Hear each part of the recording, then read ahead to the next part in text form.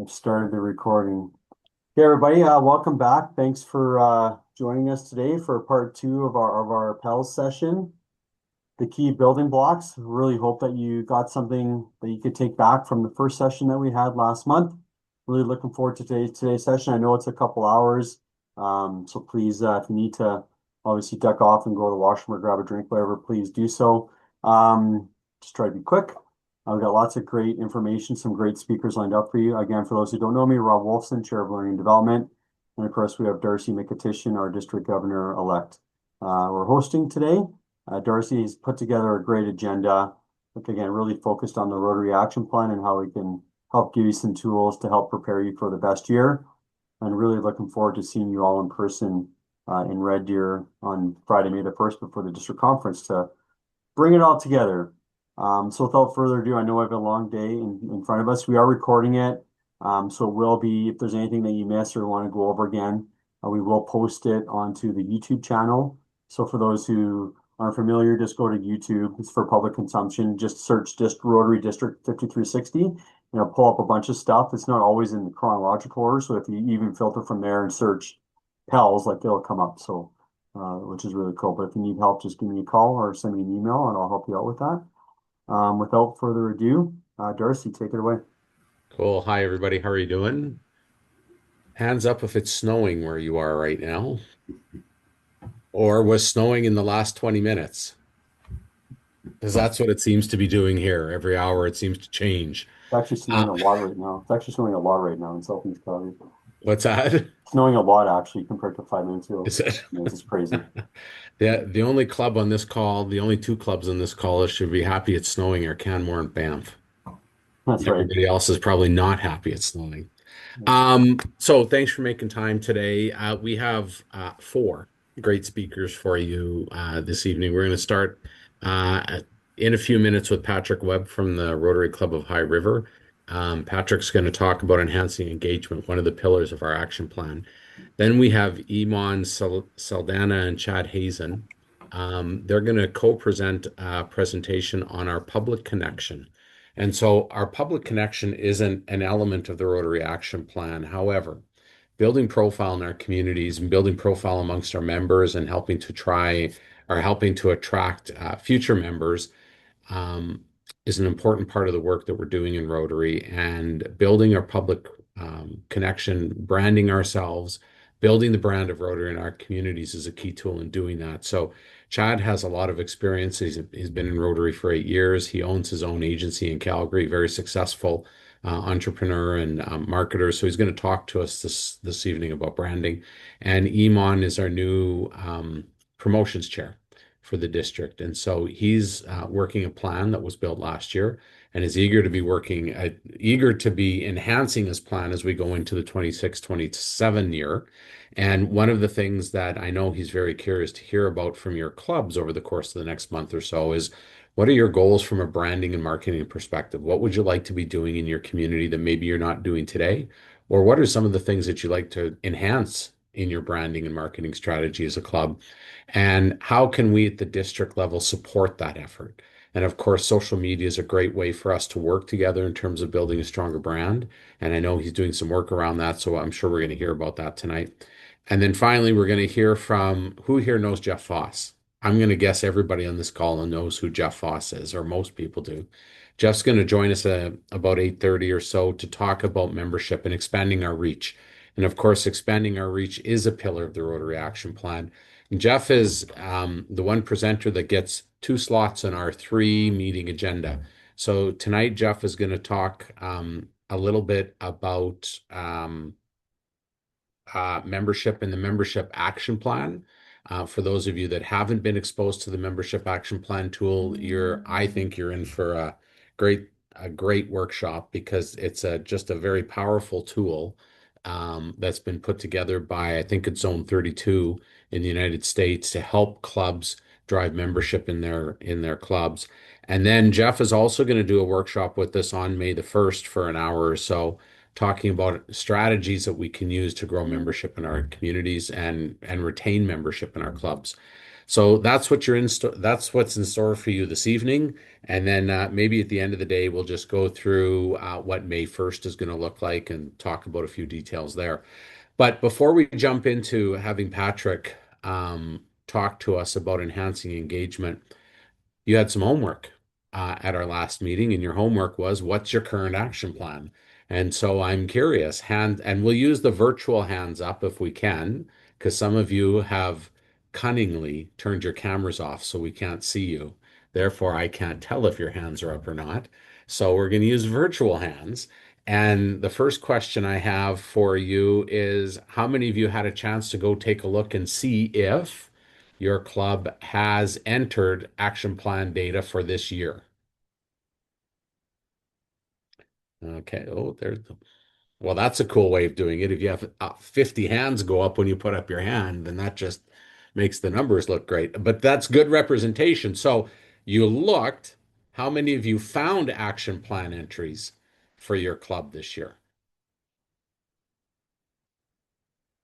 Yeah, I see a couple of hands go up. All right.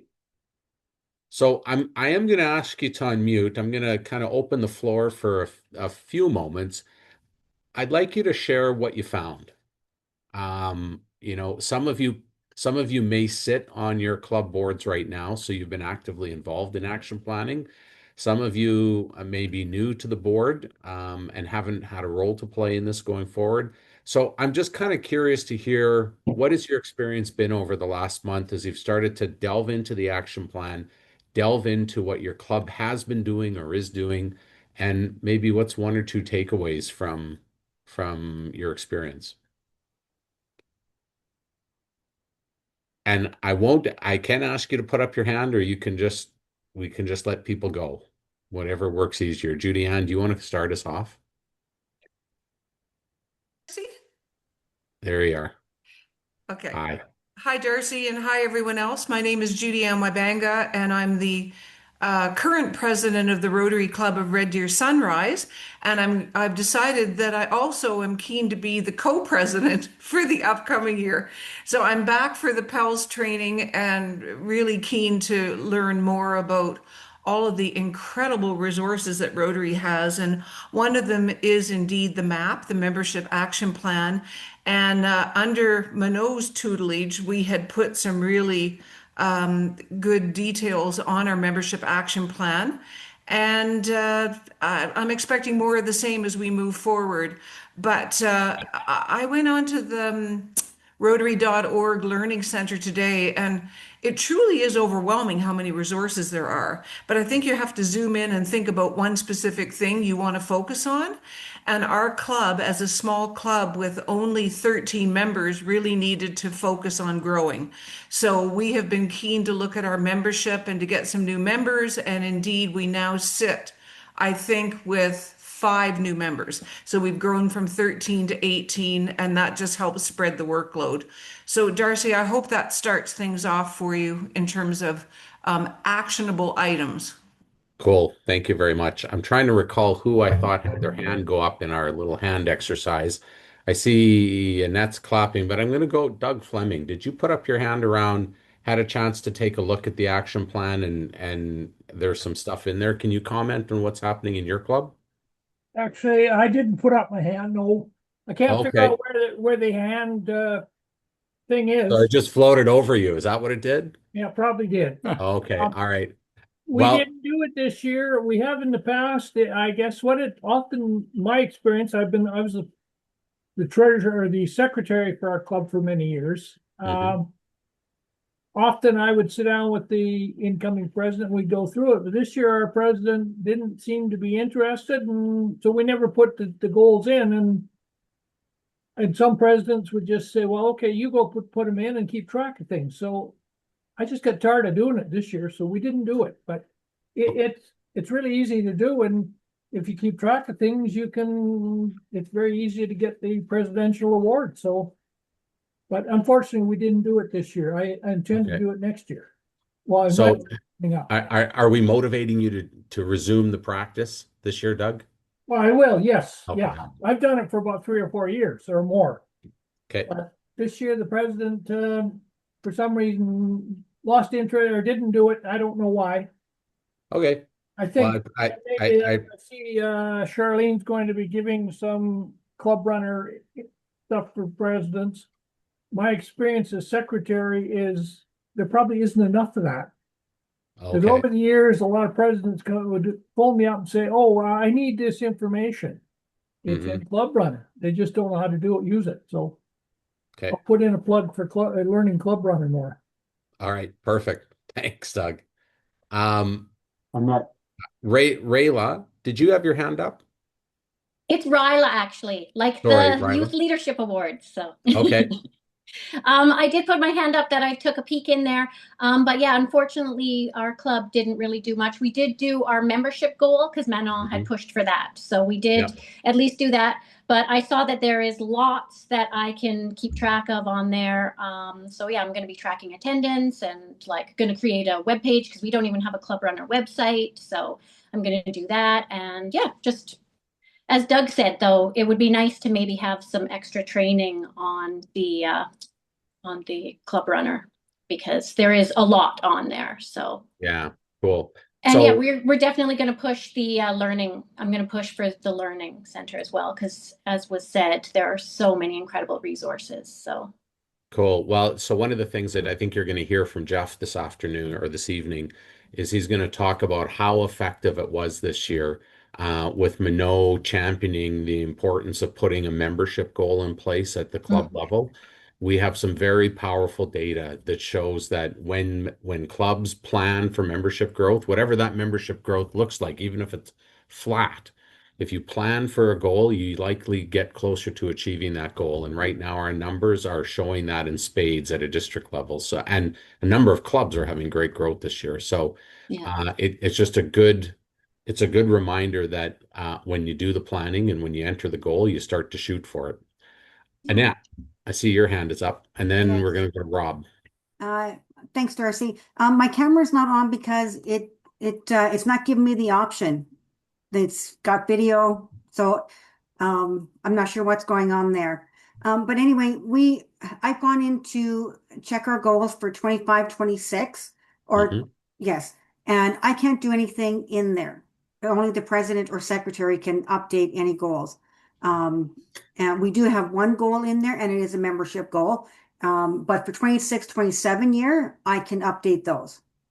Okay, perfect. And you're going to be all over those, aren't you? Absolutely. Okay. Yep. Uh, Thanks, Annette. Rob, and then James. I'll let Jim go first, then I'll speak. Okay. Go Okay, ahead, Jim. yeah, thanks, Rob. It's yeah, Jim Bell from Calgary North. I'm secretary-elect. I'm a new member at Calgary North. First, our president Jarvis Kossawan had a stretch goal to go from 35 to 50. Unfortunately, he passed away very suddenly Mm, 2 weeks ago. hmm. And but before he passed, we had added 7 new members in the last 4 months, which is pretty good. Hmm. Um, so we're close to with attrition about 40. So anyway, I think that he really pushed for that goal and didn't quite make it, but it added members to the club. Yeah, thanks. Thanks for sharing that, and sorry for your loss. That was a big loss in our Mhm. district. He was an excellent leader. It's Yeah, quite a he shock. was. Yeah. Rob. I was just going to mention, I know Ryla mentioned the Rotary Learning Center, and I know I talked about it in the first session that we had last month, but if anyone needs help with their club to go through like a quick demonstration, either in person or on Zoom, just let me know, and I'm happy to do a quick learning center as a speaker at your club. Because there's lots Cool. of stuff on there about the action plan, whatnot as well. And Okay, membership, of course. I'm going to call out three more people to see what they learned over the last month about the Rotary Action Plan and how their club is using it. I'm going to start with Tim. Well, actually, I was actually going through the training, the 8 hours of training, and I was in it, and then I forgot where it was. So then I asked our Laura, who's on the district, she's secretary, and I said, "How do we?" And she's also our internet guru for our website. I said, "So how do I find where our goals are in our chapter? Because I don't think we have very many, or at least people don't know." And so that alone made it so I had to go find it. And I found that we only had one goal in there. And most people in our club don't know how to use Club Runner or even the new version of it. So I found, and then I was also talking to Jeff Voss on Saturday about Hmm. this very issue. And he actually said there's an app that's a very handy app that, Yeah. we always have trouble finding the membership with the contact information, and on there it's very easy. So I was in there and I found it was not well used by our club, but it could be very well used to set some goals and track them. So, Cool. Well, and the great thing about the action plan is, the president can be the individual who's responsible for making sure the goals are entered, but you can rely on different portfolios in your board to go in and make sure that the data for their portfolios entered into there so that presidents don't have to do or secretaries don't have to do all of that work on their own. All right, person number two I'm going to call on is Leanne. Hi, Leanne. Hi, I'm just looking through Club Runner right now and looking for our action plan because I did not do that.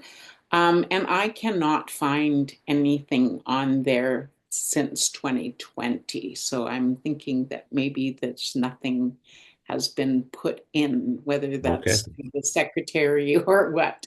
But definitely, I know that our upcoming president is very keen to get stuff like that um, onboarded, and I will certainly be giving him a hand, I think. Cool. Great. Thanks for that. All right. Third is going to be Doug Webb. Thanks, Darren. Darcy. No problem. Um, I yeah, I haven't done my homework, but what I have done is I've started to have meetings with board members of the different portfolios to find out how are we going to define success, what are some of the challenges that we're having, and how we want to change that. And of course, using the methodology that you've talked about and what Rob's talked about is just saying, hey. How are we going to measure it? How do we break down those goals so there's something that we can monitor? And I do plan on putting it into Club Runner. Um, but I also have a new director that we're talking about long range planning, and so that'll Hmm. be also part of the process. So again, I'm trying to stay aligned with how Rotary's decided best practice.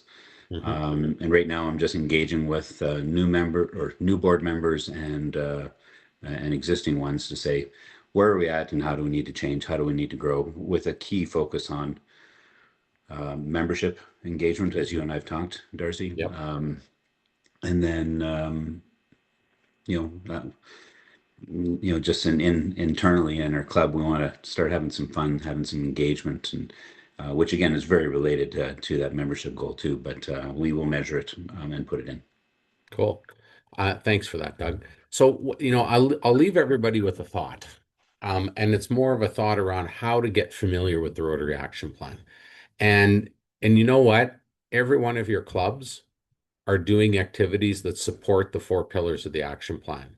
They're just not being captured somewhere. It is generally what the practice is. And so one of the things that you might want to think about doing between now and the beginning of May, let's say, is get into the plan. Now, a net raises an important issue. Only certain people have access to the plan. So we may need to figure out a workaround to help you with that. But you know what? If clubs could go in and simply go through the action plan and enter the activities and the goals that they're currently working on, populate it with what you're doing today, that's a great start. Because then when you start to plan for next year and the year after and the year after, you can simply build upon some of the activities you're doing, and it gives you a good frame of reference from which to go, you know what, we've been doing this for the last 5 years. Maybe we need to do something a little bit different. And so we've been encouraging incoming presidents and still encouraging current presidents to take a look at their plan and populate it with what you're doing today.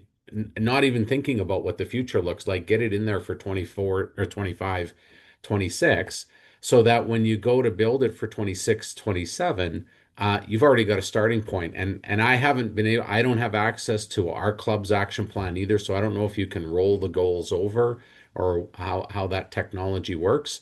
But it's a great place to start by starting with what you're doing today and then kind of building from there. So I think with that, Rob, I'm going to thank everybody for sharing and being candid if they didn't get a chance to look at it. We're building all three of these workshops around the action plan. And for those of us that have been around Rotary, and a lot of you have been around Rotary for a long time, we've been talking about doing strategic planning year after year after year. Some of our clubs have done strategic plans in the past, some of us haven't. But the real powerful thing about the action plan is it's actually a great way, it's a great framework around which Rotary clubs can build a strategic plan for themselves that's aligned with district and RI goals, and allows us at the district level to be able to roll all of that information up once you get it in there and figure out what we can do over the course of the year to best support your activities and help clubs achieve the goals that clubs are trying to achieve. So I think with that, I'm going to kind of wrap up my comments around it. You'll probably hear from me a couple of times during the course of the evening, but I think I'm going to turn it back to Rob. Yeah, I was actually going to show this quickly because it came up a couple times in comments. So we do regular district learning webinars. So, and I've mentioned the YouTube page. So I'm just going to share my screen quickly before I hand it over to Patrick. So this is just YouTube. So when you go onto YouTube, if you go Rotary 5360 and actually type in Club Runner Nova, we actually did a learning webinar back 4 months ago on Club Runner Nova with a representative from Club Runner directly. It was an hour long, but this is just there for public consumption. So just at your own time, you can just plug away at that and see if there's any tidbits to help you with Club Runner in the meantime. Darcy and I have talked. We know that the PELs and SELs is more PELs than it is SELs. We are doing some Club Runner stuff, more present focus with Charlene on May the 1st. But Darcy and I have actually talked about doing that Club Runner Nova session again for the secretaries as well. And of course, we'll send it out to you as well if you want to join in person, because sometimes it's better versus just watching on YouTube. But I just want to reference that it was there and it is relatively current if you want to watch that in the meantime. So I just want to mention that. So without further ado, we're going to hand it over to our next speaker, Patrick Webb, and he's going to talk about enhancing engagement. So first of all, Patrick, thanks for agreeing to be a facilitator for us. Really looking forward to your presentation, and you should be able to share your screen. So the floor is yours. I will share my screen right now. Make sure I'm doing this right. And of course, as Patrick's doing this, if anyone has any comments, we'll just put them in the chat. We'll make sure we address them at the end as well. How's that? Perfect. You're good. Okay. So Manon recently twisted my arm. She said she really wanted me to be talking about our club in our community and the projects and the events that we manage, because she's thinking that that is what many other clubs should be working towards. And as a matter of fact, she was just down here last weekend helping us take down Christmas lights in the park. And it was impressive to, working with all the other volunteers, come around the corner and there's our district governor pitching out, dragging out electrical lines. So it was very good of her. But anyway, what I'm going to talk about today is this, exactly, enhancing engagement. Our club is almost 100 years in existence. In 2028, we'll be celebrating 100 years, which is great. We've had lots of opportunity.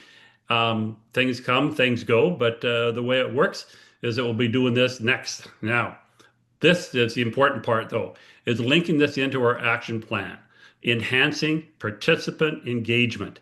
In other words, how do we get people thinking either to be part of Rotary or participating somehow in a Rotary event in some way? Important thing, membership is our greatest asset. Membership, that is the most important word. If we do not have members, then we do not have an existence. Our clubs don't work. Our clubs don't hold fundraisers, events, community things, and nothing without our membership. So those are extremely important. When people start, they, as kids or whatever, they know nothing about Rotary. They don't even know what the word means. Then they start hearing about the organization and they learn more about what it does. And then they have to decide if they're going to be more interested or not, depending on their personal life and their professional life. So when a person attends anything, in a way, they always mentally are rating it again and again and again on a constant basis. They're trying to figure out if they're happy with what they're doing and if they're going to move further along that path of involvement. Now, if a person joins, they're constantly working out to figure out the level of their satisfaction. They could be working on local projects, international projects, fundraising, or maybe just making connections with other people for personal, social, business reasons. The total level of their satisfaction will determine if they get involved or just merely coast along or step back or resign. Their involvement is going to be the dictating thing in their head to make that decision. We depend totally on volunteering. So a successful club is able to entice new members and retain existing members for as long as those people choose to or they're able to be a member. Life changes for all of us all the time. And so we have to make decisions. And what we want is those people to be happy and satisfied with where they are. The only way that a club will know if someone's interested or wants to join or stay as a member is to ask that person. You have to talk to the person, you have to analyze, you have to work with them to make sure they're happy with what they're doing. So what I'm going to do right now is just give you a quick oversight of the activities in our community that our Rotary Club here is involved in. Some are purely fundraising. Many are local community support events. The success of every one of these events depends totally on the participation in two ways: by club members making the event happen, or by somebody from the public participating in that event somehow. In other words, they were attracted to it and they came. So it's crucial for our club to make sure it's recognized, and your club, make sure we're recognized for participating in an event. That's social media, signage, promotional, or talking to somebody. We have to be able to show the public what a Rotary Club does in a community. So we'll just move quickly through this. So when you go into the action plan, I took this right out of there. When enhancing participant engagement, what does it mean to us? Well, each encounter with somebody is an opportunity to show what Rotary can help them accomplish as individuals and as members. That is your chance. That is your knock on the door. However, a person engages with Rotary however a person engages with Rotary, whether through a club, program, or event, the situation should exceed their expectations. In other words, they're thinking before they even attend something, and they have expectations. You want to meet that or exceed it if at all possible. It should be fulfilling, meaningful, whether they're longtime members or a newcomer. So when we offer people this, we enhance participant engagement, and that's what we're looking to do. So why are we doing it? Well, when people don't find experiences personally and professionally fulfilling, they go somewhere else. They'll go to another club, they'll go to another event, they'll go to something else, or they'll just stop being involved.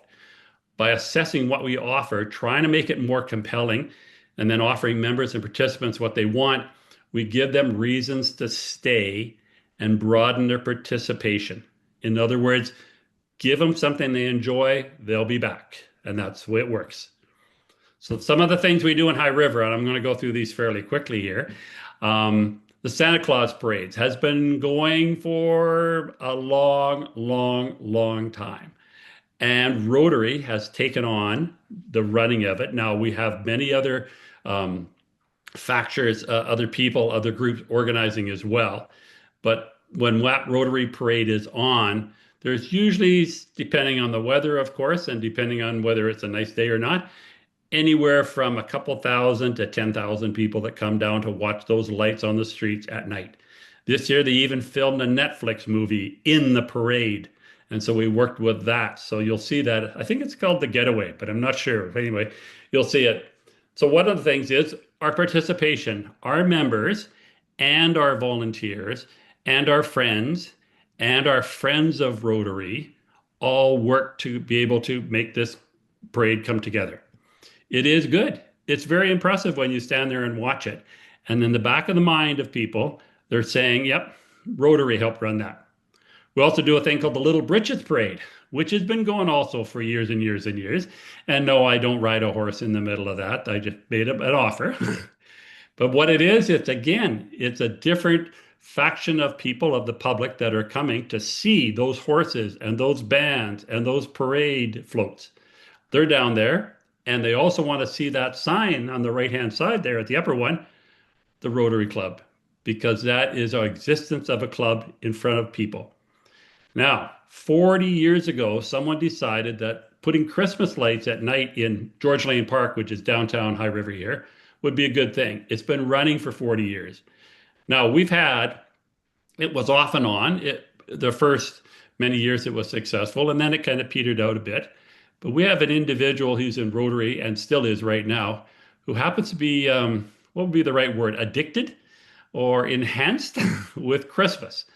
And so after the flood, which was in 2013, again, 12 years ago, he decided that it would be a great idea if Rotary took on the rehabilitation of the lights in the park and resurrected this thing.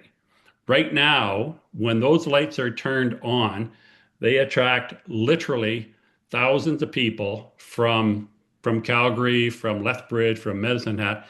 They come to see it because the park is very, very full. And it's pretty impressive when it's on. It's nice to see. You can see this. That's the one on the left there with Santa Claus waving. That's actually a backstop. And so the putting this together, as you can imagine, is volunteers, volunteers, volunteers, volunteers. That is one day of putting lights together in the park. And one day is not the whole thing. There is so many structures to put up, lines to string out, electricals to connect, stakes to put in. We use that number of volunteers in that picture on a regular basis, perhaps 3, 4, 5 days to put it all together. It comes down a little quicker so we can do it in a couple days. But that is not Rotarians. That's Rotarians led, but that's also family, that's friends. That's our group called Friends of Rotary, which I'll talk about in a few minutes. And it's also people that have just heard about it through social media or the newspaper or the radio. And they literally show up and they say, "Can I give a hand today?" And that is impressive when you get to work with somebody that literally walked off the street with their teenage kids and they wanted to give a hand, either putting the lights into the park or taking them down. So it's so rewarding. Now, another thing we do besides the parades and the lights in the park is we have a flag program. And I think probably most people know about it, but I'll go really quickly through this thing, is that we actually put up flags 3 times during the year in the public. They give us $50. We put them on the list. We would put up flags like you see in that picture there in their front yard. It goes over the Victoria Day weekend, the July 1st weekend, and the Labor Day weekend. Goes up about a week ahead, comes down about a week afterwards. And right now, especially with, I know we're not supposed to talk politics, but with the tariff situation, we went from about 350 flags to over 600 flags last year. It was absolutely overwhelming in a way, but at the same time, extremely rewarding. Now, as you can see in the bottom, there are 600 flags. We have to put them in or take them out 6 days a year. So 6 times we put up that 600 flags, or 3 times we put it up and 3 times we take it down. Now, we have teams that go out with a truck and flags in the back, either to put them up or to bring them back to the storage place. And there's 2 people on each team. So we need 30 flags per team. So we need 20 teams out there. You do the math on that and see how many people we need to volunteer 6 times a year to either put those flags up or take them down. And there's additional people still that are cooking at the barbecue and making sure that they're all stacked in the proper corner. But what that is, what I'm putting here, is the importance of other people. Rotarians not only show up themselves to do the job, they bring friends, they bring family, they'll bring their nephew, they'll bring their niece, they'll bring their uncle. It doesn't matter. and we all get them involved. And the satisfaction for putting those flags up is visual because the public will drive to work in the morning on a Friday morning, and there'll be nothing along this street, and they'll come back and there's 45 flags up there. And do you think that impresses the heck out of them to know that Rotary did that? And it stays up for 2 weeks and then it disappears again. So they know very well what we do. This one I put in because it's Chamber of Commerce, but it's public contact at these types of things. Farmers markets, Chamber of Commerce, any of those things where we simply show up and we get to talk to people and we get to maybe develop an interest. As I said before, if you don't talk to them, you don't get anything. And we get also the members there that are called upon to enhance what their club is doing. What is their club able to show? So when you're talking to somebody one-on-one, and maybe they've just moved here from somewhere, Ontario, Victoria, maybe some other town in the prairies, and they've moved here and they say, you know what? I want to get involved in High River. How do I do it? That's like a mark right here. I got you. We can tell you exactly how to join Rotary and what you can do. Another big one, the International Balloon Festival in High River. This is put on in September, Balloons Clum, and they do a thing, not only the launches of the balloons, but also a thing called the Glow. Now, this Glow is a Friday night event, and as you can see, the balloons are tethered to the ground, but when they're tethered and when they're ready, they light their burner, and the burner makes the envelope glow in the dark.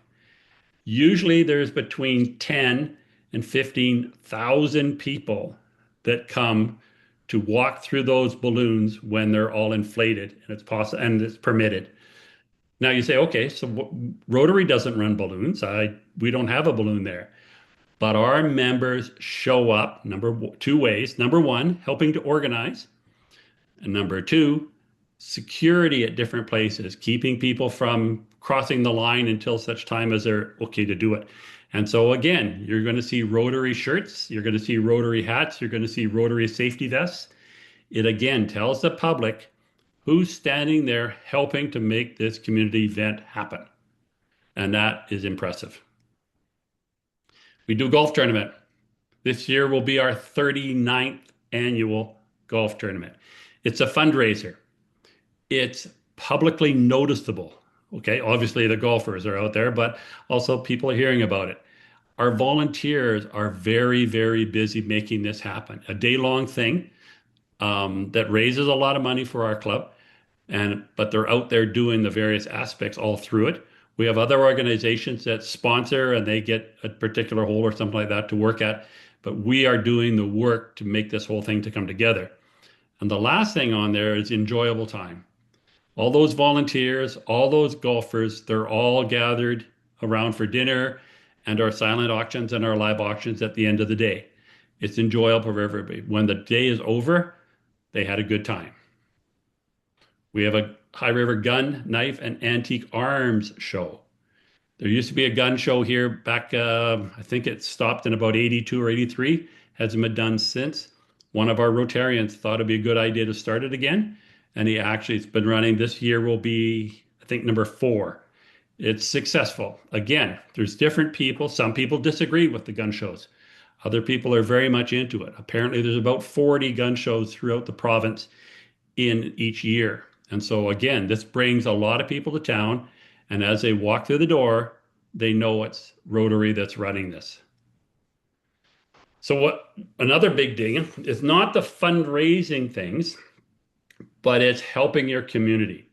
This is a group of individuals that at a community garden here at the Shepherd Family Park, which is a historic park, they plant, grow, tend, and harvest potatoes. Last year wasn't as good, but the year before they did 2,000 pounds of potatoes, which went to local food banks. Again, the Rotary Club is not making any money from this. They're dedicating time and effort to make this come together and just simply hand it over to the food banks. Again, our club getting recognized as a donation to those food banks. They think very good of it. Recognize anybody in this? Come on, you're all old enough to know this. Hippie generation. This is pictures from last year's lobster dinner, and the theme was hippies. I won't tell you who that guy is there. He's got long hair anyway. But you notice on the bottom it says, this year we've had to cancel it. The reason for that is we wanted to run it. It has run many, many years. It brings in about 200 to 225 people. But this year, the costs on everything was skyrocketing.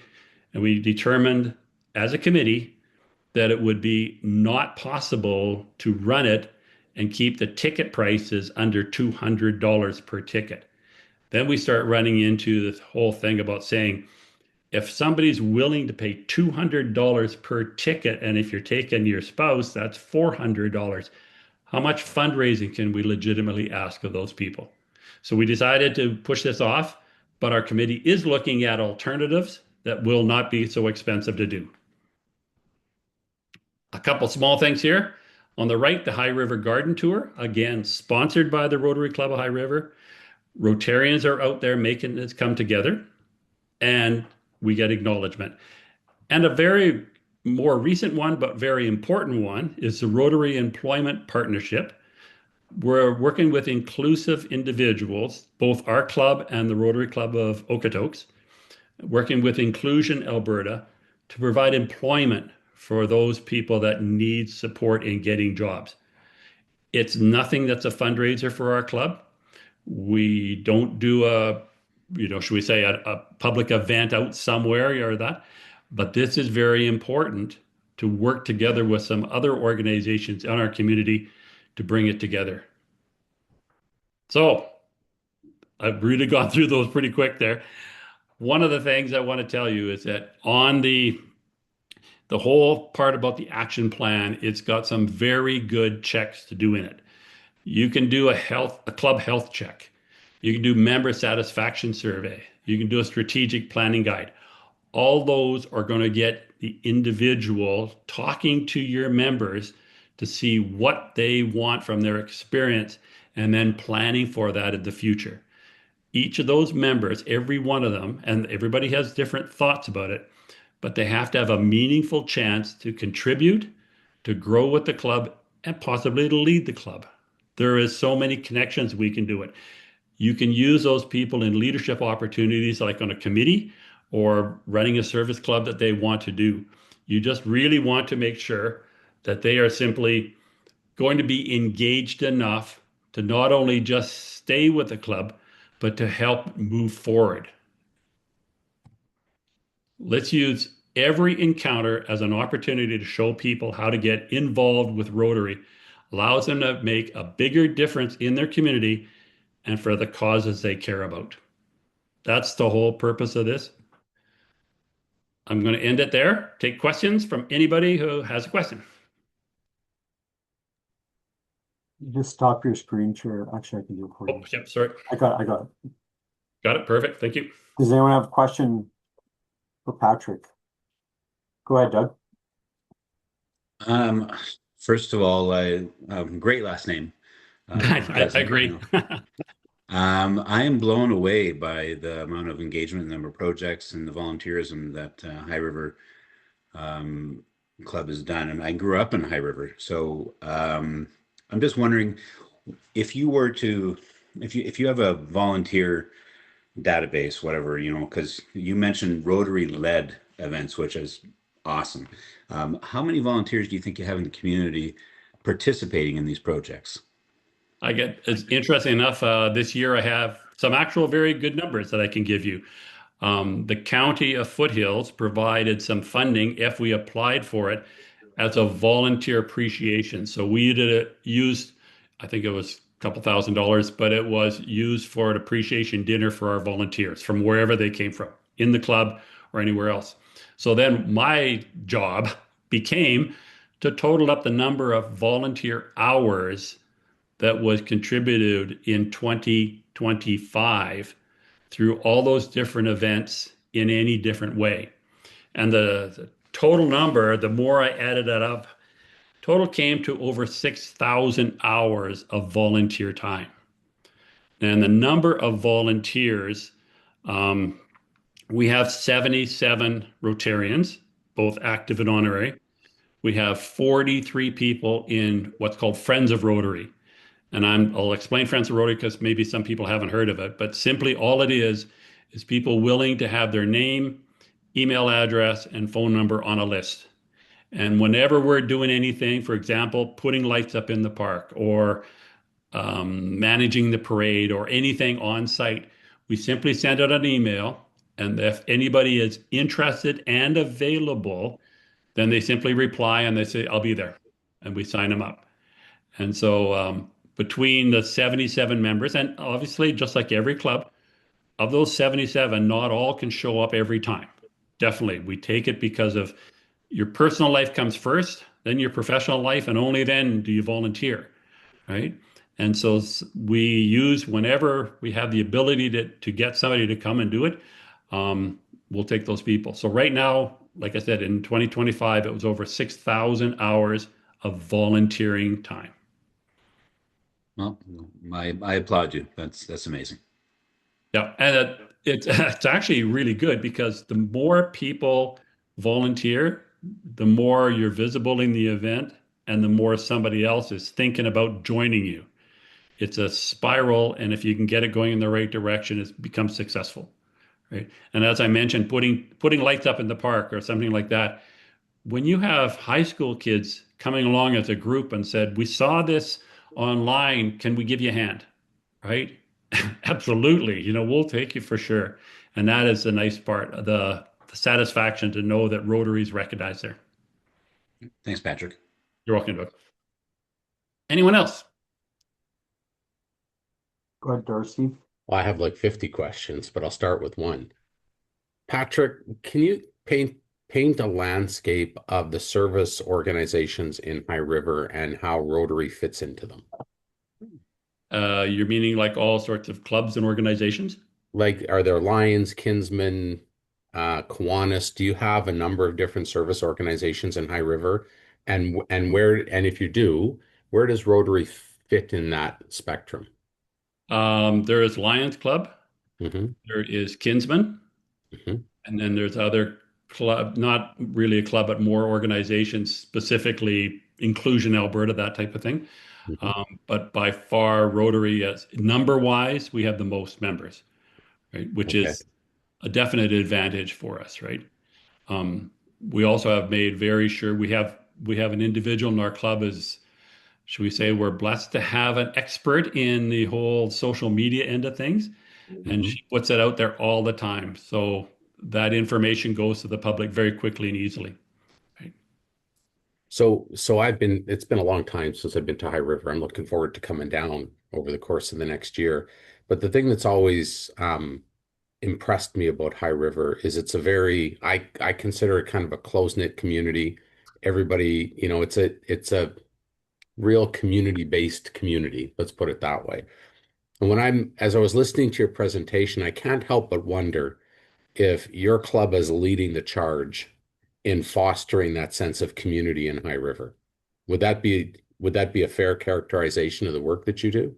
That would be a very, not only fair, that would be an accurate description because our club is recognized, the municipal government, the Hmm. county government, all those ones, as well as um, things that we do are very attached to virtually every major thing in town, right? Hmm. There's a couple things, a car show that we don't have much to do with, but the other ones, it uses so much of our time and effort, but we get, should we say, club recognition for that too. The public knows they're out there doing it. And by far, we're more visible, shall we say. And I'm not knocking the other clubs in that, Kinsman and Lions, but it's very visible what we do on a regular basis. Right. And would you say that, I mean, you're sitting, I think you said it's 77, and you've got a strong honorary base, I understand. Yeah. And so do you feel that that level of engagement in your community has helped drive membership in your club? Oh, I think so.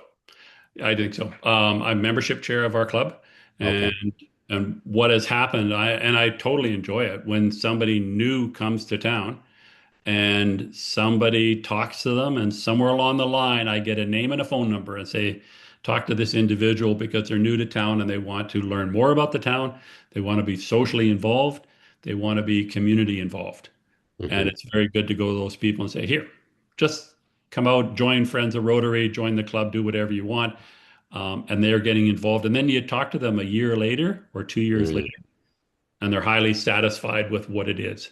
And that's where it comes back is, as I mentioned, the first little bit there is talk to people, ask them, have a conversation because that is a trigger to get them involved. And some people are hesitant. They're, won't say shy, but just hesitant about what they should be doing. And if you Hmm. get them through the door, so to speak, it goes a long ways. And Cool. when I say through the doors, it's putting lights up or it's standing at an intersection when a parade goes past, and they'll remember it. Nice. Yeah, you guys are doing great stuff there. Thanks. Anyone else?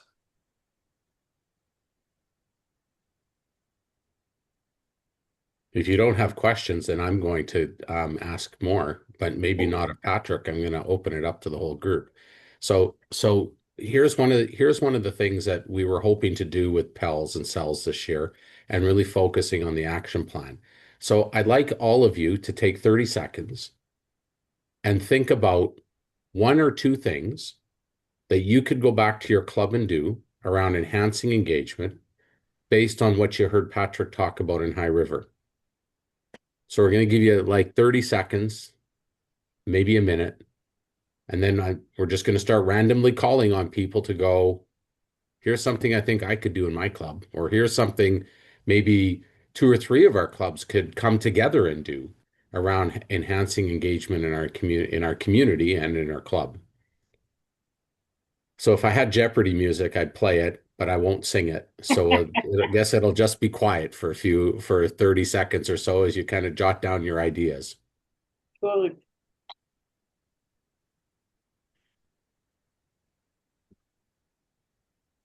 And you know what? I see, um, oh, Leanne, thanks for the compliment to Patrick. That's fantastic. Why don't you start populating the chat with your ideas, the things that you're thinking you could go back and have a conversation about in your club? And as you're doing that, I'm just going to comment, Patrick, on one of the other takeaways that I have from your presentation. And I love your flag program, and I've told Jeff Foss for a number of years that we're going to copy it in Red Deer. We just haven't gotten around to doing it. And Judy Ann and Annette, maybe that's something we should do as a community in Red Deer to draw attention to Rotary. But I think the thing that really stood out from your presentation, Patrick, is it feels like you do a number of smaller activities to get people involved instead of one big activity that's kind of your profile activity for the year. And I can't help but wonder if having the multiple events over the course of the year just increases your exposure in Red Deer and keeps Rotary top of mind, which really gets people thinking about membership. Like, it, is there, has it been that deliberate or has it just happened that way? Well, I'd like to say we planned it that way, but Okay. Christmas comes in December and the little britches parade doesn't. But what you're exactly right now. When you start saying that we're putting the flags up and down 3 times in the year, we do 2 different parades, and we did do the lobster dinner, right? There's many things happening at different times, which is it's not just like, as you mentioned, not just a one-off type of thing. Now, there's difficulties with that. And one thing you have to be very, very careful of is burning out your Right. members because not every member can be at every event every time. Some are Yeah. lucky enough they can go a ton. But I've told new members and I've told older members too, I said, you know what, if you have a personal thing or you have a professional thing where you have to work this weekend, well, don't apologize for not making whatever we're doing. You just go do your life and then come back and we'll use you the next time type of thing, right? But it is very nice, as you said, the spread basically from spring into the fall is very nice because it keeps visibility up and there's many things. Now, we are very lucky. High River has things like that. We're a mainstay of the parade, for example. the Rotary clubs of Calgary are not going to be the mainstay of the Calgary Stampede Parade. You can maybe participate, but you're not going to be the mainstay and the most visible one. Doing the flags, we do 600 flags here. Well, 600 flags is quite impressive for High River. Basically that's one in every 7 homes here has a flag at it. But you're not going to be able to do that in Red Deer. You're not going to be able to put up 5,000 flags because just your numbers are not going to work. But you can find different things that will happen for you, type of thing. Yeah. And that's where just what you're talking about is to think about these things and what works for your community. And something will. It's visibility. That's the big thing. Cool. Great. Tim. Yeah, I have a question, Patrick. When you get new members, how do you guys get them into the club and into that mindset? How do you guys introduce them into Rotary? I can tell you a little story. Leanne's laughing over there already. A real quick story.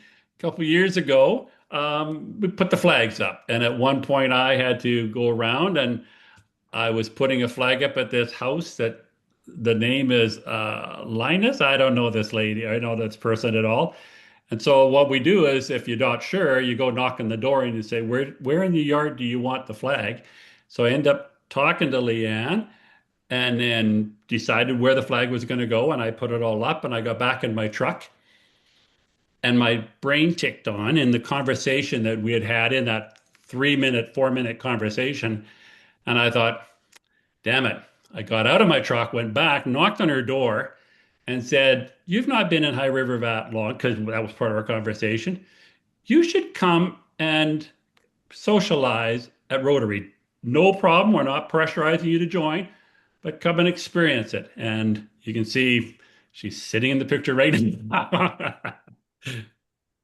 So Yeah. it works, you're out there. Again, you got to keep in mind that you got to talk to the people and whether they just want to volunteer, whether they just want to do a little bit, or whether they're looking for something much more than that. Talk to them, figure it out, have a coffee, and take it to the next step if it's there. Yeah.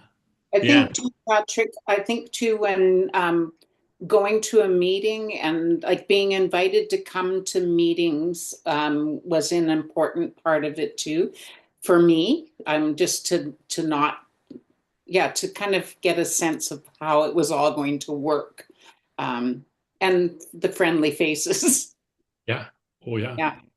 Yeah.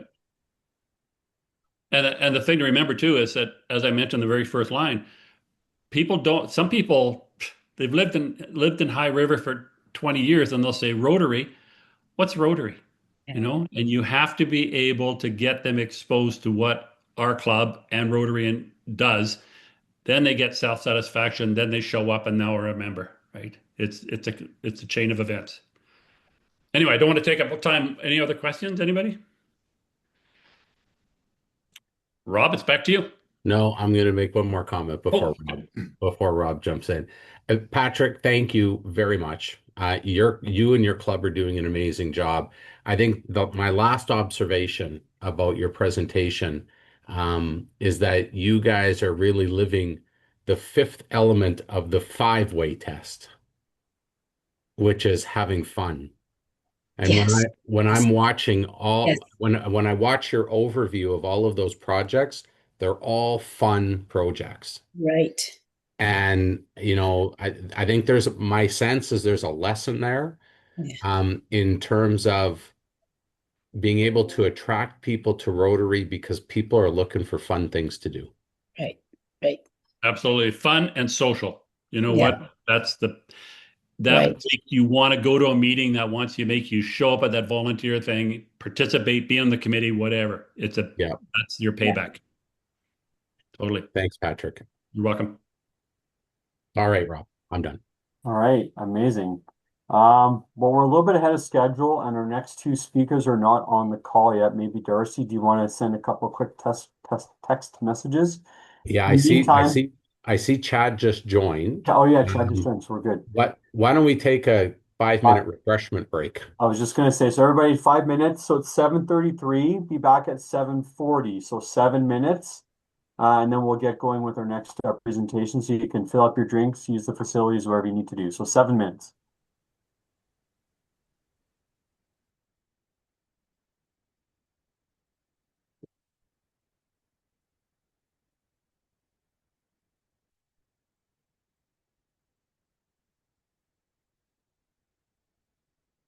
Um, I I had an opportunity to get to know Chad during the International Convention in Calgary, and he was helping us out on the HOC from a branding and marketing perspective.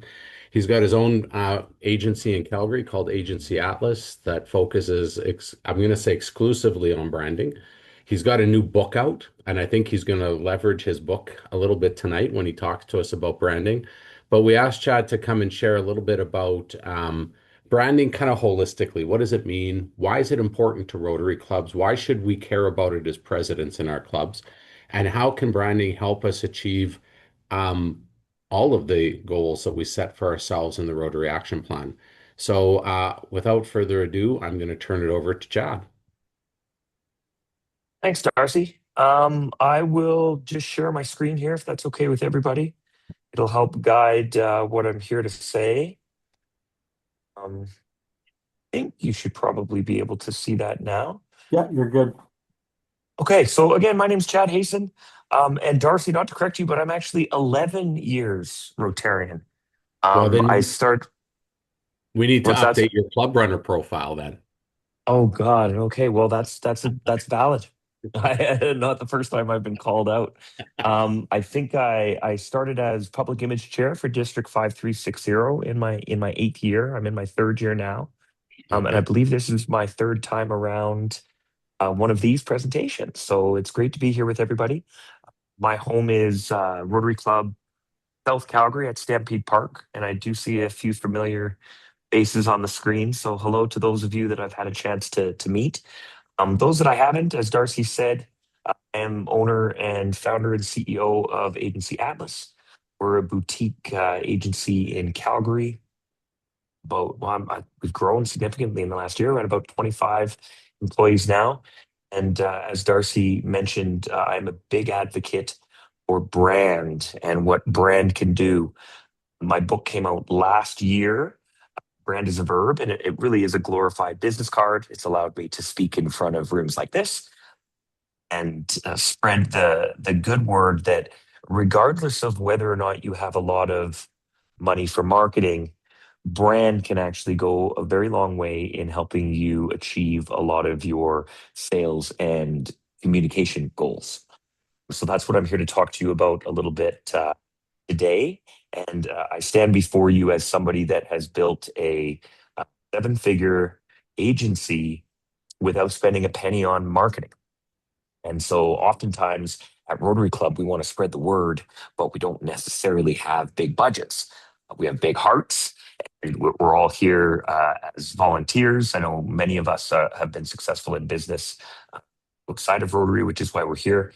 But one of the things that we really like to promote across all clubs is the Rotary brand.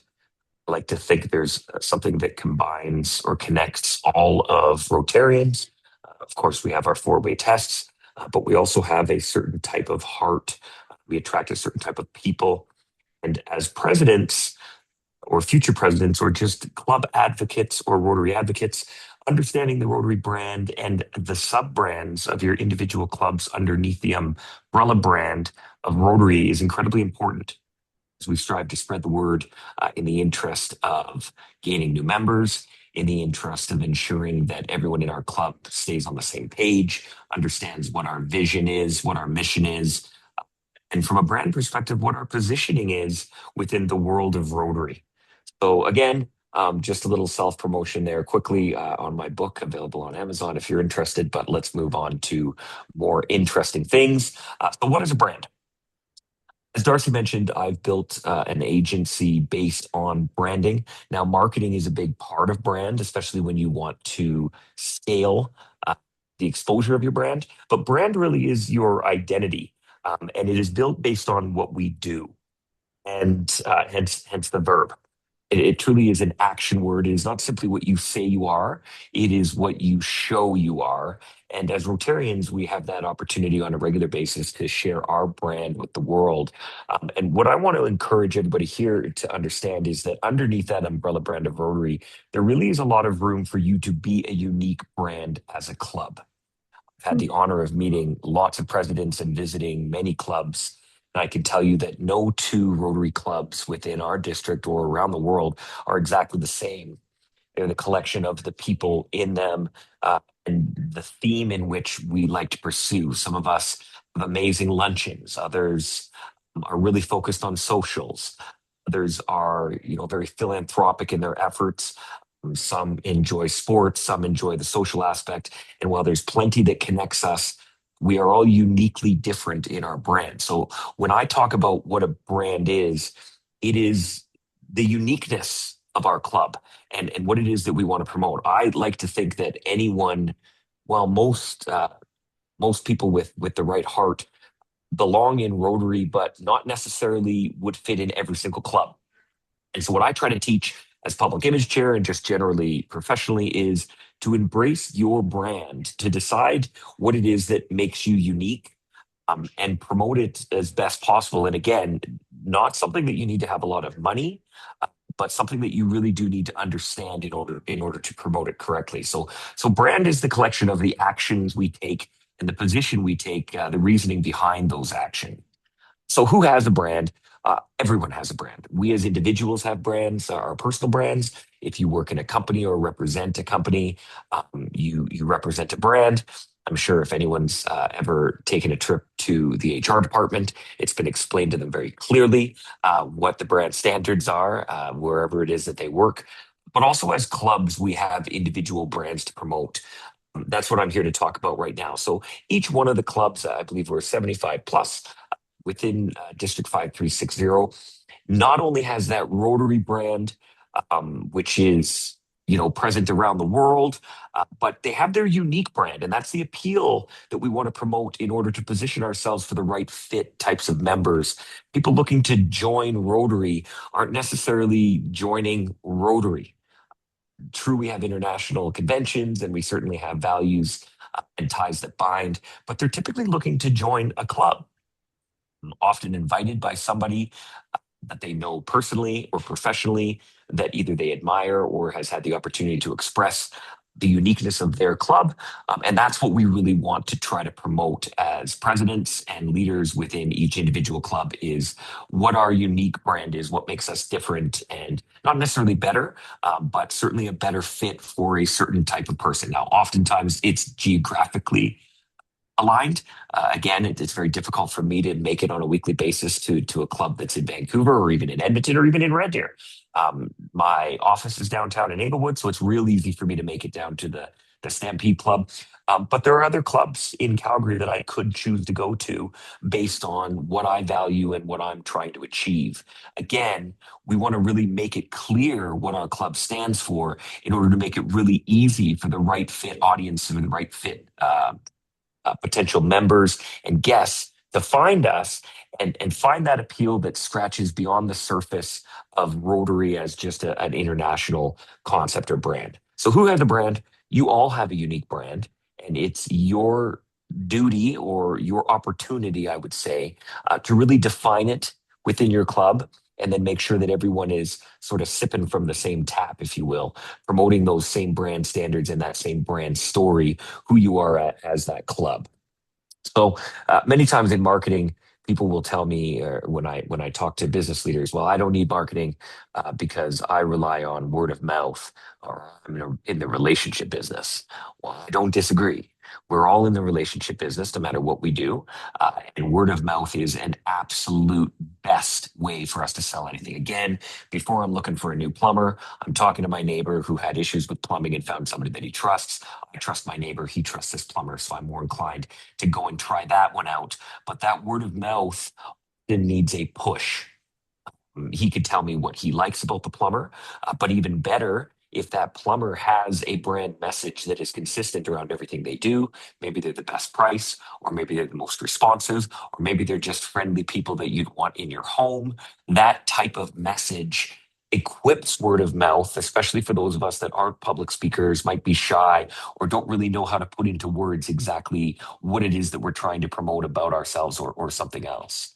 So as clubs, I really encourage you to let people know what it is that you stand for. One of the things at my club that we stand for is we do a ton of fundraising, and we have a lot of social activities. So again, we have luncheons, but it's not necessarily what we hang our hats on. There are specific. I've done a lot of work with the downtown club, and I can tell you their lunch is one of the best in town.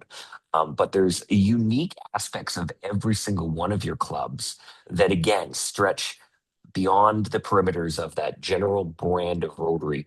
We really encourage you to figure out what that is and then start repeating that through your meetings, through some of the social media messaging that you might have, your newsletters, any opportunity that you have to talk about your club. Find that unique angle that is your brand and make sure that it's well defined. And you'll find that the word of mouth that follows gets that push. Again, what do I love about my club? Well, if we're all preaching the same thing that we love about our club, whatever that is, then people are going to be more inclined to direct towards the one that they relate to the most. So yes, word of mouth super important, especially when we're talking about nonprofits, especially when we're talking about any organization or brand that doesn't have a lot of money for spending. If we can get that unique word of mouth and give it a push, that's going to really help people understand us and inevitably trust us, which takes us to my next point. We're bombarded by messages everywhere. Every day, we're pulled in different directions. If you're driving down the street or you're on your phone or watching television or reading the newspaper, regardless of where you are, we are, as human beings in today's day and age, bombarded by messaging. We've become experts at ignoring messaging, especially if we feel that we're being sold to. As a result, in order for us to trust anything, we need to hear it about 20 plus times. I came up with this. Well, it's not unique to me. It's scientifically proven, but it's something that I've been speaking to for years. And I'll be honest with you, 20 is probably low at this point. Again, the more often you hear something repeated, the more likely you are to understand it. And if it remains consistent and attractive, the more likely you are to trust it. But when it comes to our brand, if we're repeating that, that word of mouth message that can be promoted by all, and it's remaining consistent and it's remaining focused in some way, then, by the 20th time somebody hears about Rotary, they're more likely to welcome us in and accept that as truth. Now, if we're all saying different things about our club, yeah, maybe there's many attractive things, and eventually someone's going to hear 150 different things about your club and come down. But if they hear the same message, 10, 15 more times from different sources, maybe they see it on social media, maybe they hear about it from different members, or they hear about it on your website, that's what's going to move the needle in having them trust that message and open up their hearts or their minds, a willingness to give it a chance. Again, we're always trying to bring in new members. I know that is one of the visions, Manon. It's something that certainly our club is invested in, and I think pretty much most clubs in Rotary right now. So finding that unique and attractive message and making sure that it's being repeated as often as possible and as simply as possible by as many different sources as possible is going to allow us to sort of break through all that random messaging that bombards us on a daily basis and help someone that is looking for our unique brand of Rotary and our club to sort of push through and reach them where they're at. So again, word of mouth needs that push. And if we can stay consistent and get 20 points of the same message of contact through to somebody, it's much more likely for them to understand it and trust it. Again, I make the comparison to a trick shot. If I'm not sure if all of you are on social media, but one of the trending type videos, even on YouTube or something, is like a ping pong ball trick shot where they start it down the line and it hits pans. It kind of goes back and forth, and then lands in a shot glass. That's about how difficult it is to get somebody to listen to your message. And if any one of those pans or surfaces is off, even by a little bit, the ping pong ball has no chance of making it all the way to the end. And that's a wonderful metaphor for trying to get somebody to understand what it is we're trying to do and staying consistent to every point of contact with our brand right to the end until we convert into that shock. One of the other things that I preach regularly is get the milk up front. Anyone that's been to a grocery store, and I think that's all of us that aren't currently running the United States, we recognize that when you go to buy groceries, they're strategic in where they put the milk. They put it in the back. And the justification there is if I have to go all the way back to get the milk, there's a big chance that I'm going to go past cereal or past other things that maybe I didn't think I needed. And hopefully I'll be encouraged to grab that, or at least triggered in my mind. Oh, that's right, I need butter. Oh, you know what? I heard about those chips. The opposite is true when it comes to our brand messaging. We want to pull that brand message and what we think makes us attractive and what we think people are looking for right up to the front. People are inherently lazy, busy, and have low attention spans. And so when it comes to our social media efforts, when it comes to our messages in our meeting, when it comes to our website homepage, what we truly value and what we want to push for that word of mouth needs to be brought to the forefront. Most people will not dig. We call it the honor and offer rule of user experience. You want to offer the fact that people typically don't have a lot of time. Again, when's the last time you read an entire anything? I don't even have to say website anymore. An entire story, an entire article, even made it through an entire show. We typically look for that which we want to find. And once we find it, we move forward. That's why headlines are so important. That's why most articles have summaries, why there's a skip to recipe button on any type of food blog that you've been on or website. Not a lot of people want to wade through the story in order to get that gem of a message. They want it up front. So if you have something that makes your club unique or your brand special, attractive, we want to bring that milk up front. We certainly don't want anybody to have to dig for it. And I think anyone that has the honor of working with Club Runner can tell that sometimes that can be a bit of a challenge. Certainly, if you have anybody wondering what the heck you want me to think here, or what is it that you stand for, they're not going to give you 3 or 4 chances. So really do determine what it is that makes your brand special and bring that milk right up to the front. Make it incredibly easy for people to glean, understand, and then again, repeat or at least have resonate personally so they can come in and respond to that which is attractive. And this is probably the most important part of any brand. I tell everybody, do not try to be the best. There is no best. We all have personal preferences. What we really want to be as a collection of clubs within this wonderful district is different flavors. You know, the Baskin and Robbins of Rotary, if you will. While I don't necessarily think anyone needs to try to be vanilla, there is certainly plenty of room for every other flavor that you can find at the counter of an ice cream shop or Baskin and Robbins. So don't try to be the Downtown Club. Don't try to be the Stampede Club. Don't try to be, any club other than what you are. There is room for you within this district. In fact, I would go so far as to say there is a desperate need for difference within the clubs. I'm in my 11th year of Rotary. I started in my mid 30s. I think I was 35 when I first joined. And I'll be honest, it wasn't necessarily super attractive to me when I first went to Rotary.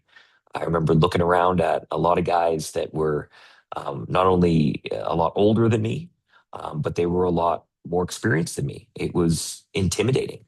I had just started my own business. I was looking for the opportunity to glean the wisdom of a room that I was guaranteed to never be the smartest person in. They say if you are the smartest person in the room, you're probably in the wrong room, and that's something that I've really tried to follow in my life.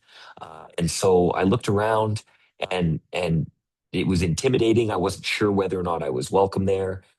And I would say for the first year, based on the people that I did know, I wanted to stick it out. I didn't necessarily know if Rotary was for me. and not to call any club out, and certainly not to call my club out, which I absolutely love.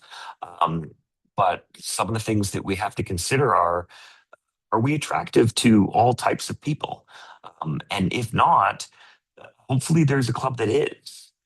Again, if you're somebody or you're trying to attract somebody that is younger, I would hope that a club has something that's attractive to them.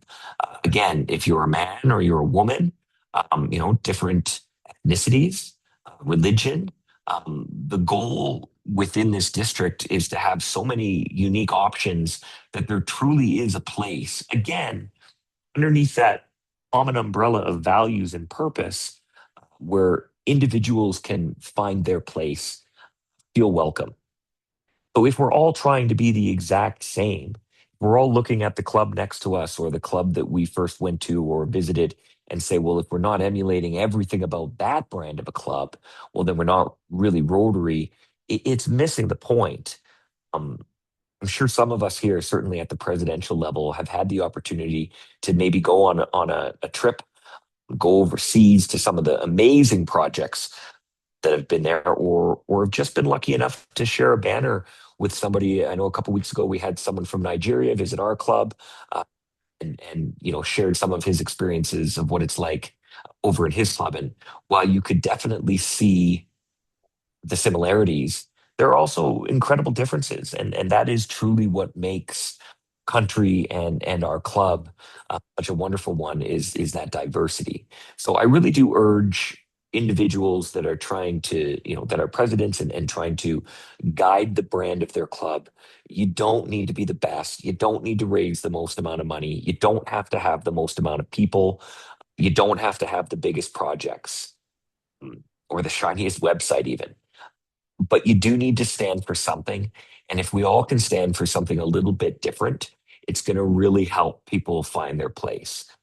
I can tell you that in the 11 years, and directly, I brought about 8 new members to Rotary. And only one of them are a member of my club. I often will bring people to my club for lunch, but in talking with them and getting to know them a little bit better, and recommend other clubs, but only if I truly understand the differences between the clubs and the attractive brand for each different club. I've had a unique experience of being able to work with so many of them as a longtime Rotarian and also as the public image chair. But again, if we work together within clubs to understand our brand and promote it, then once another club hears what we stand for and meets a member that's like, I like it, but Thursdays aren't available. I've got my Tuesdays open, or, I really don't have time to volunteer, but I've got money to give, or, I'm just starting out in business, but I've got free time and weekends. Understanding specifically what each club represents will help us direct. And that only really works if we are all uniquely different. So don't try to be the best. Just try to be different and well defined. And you know what? Everyone's not going to like you. And that's the point. I think there will always be those umbrella type standards that makes for good Rotarians in general. But not every club needs to be attractive to every person.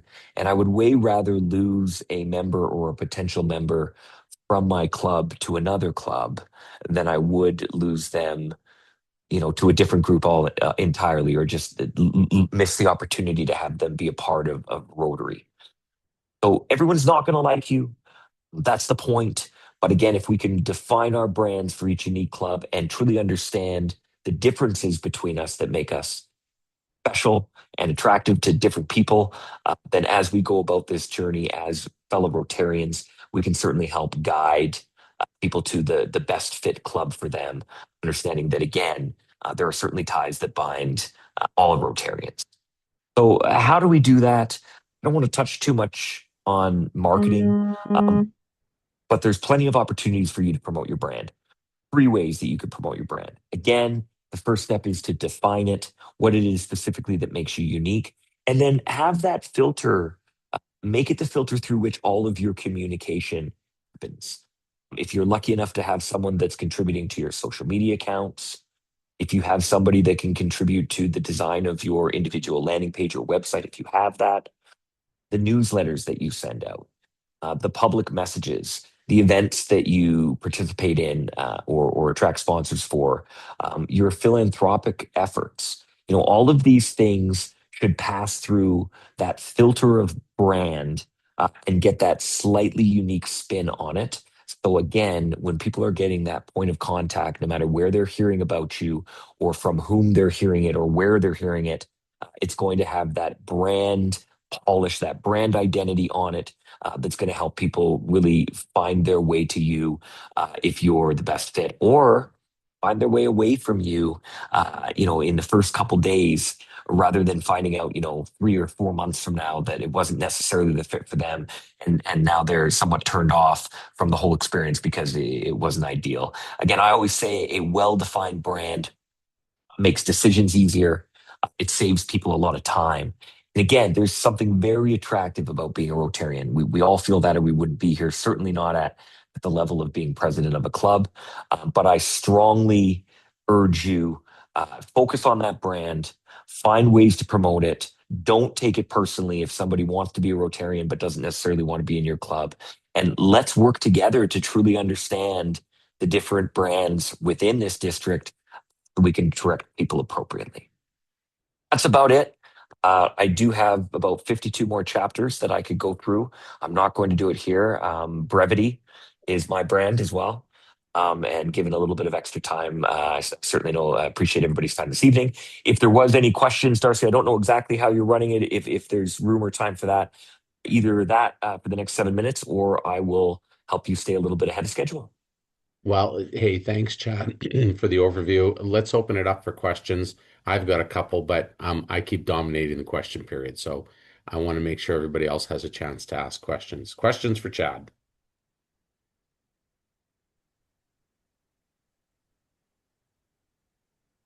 All right, Chad, here's mine. Hi. Oh, Oh, sorry. Who is going? Joe? oh, sorry, Darcy. That was just stuck here. Okay, go for it. I was just wondering, when you talk about our clubs and our brand, I actually love that and finding what our purpose is. I think it's not just important to know who we are, but who we are in the community. It was mentioned in High River as an example with Patrick. He was talking about the Lions Club and the Kinsman Club and so on.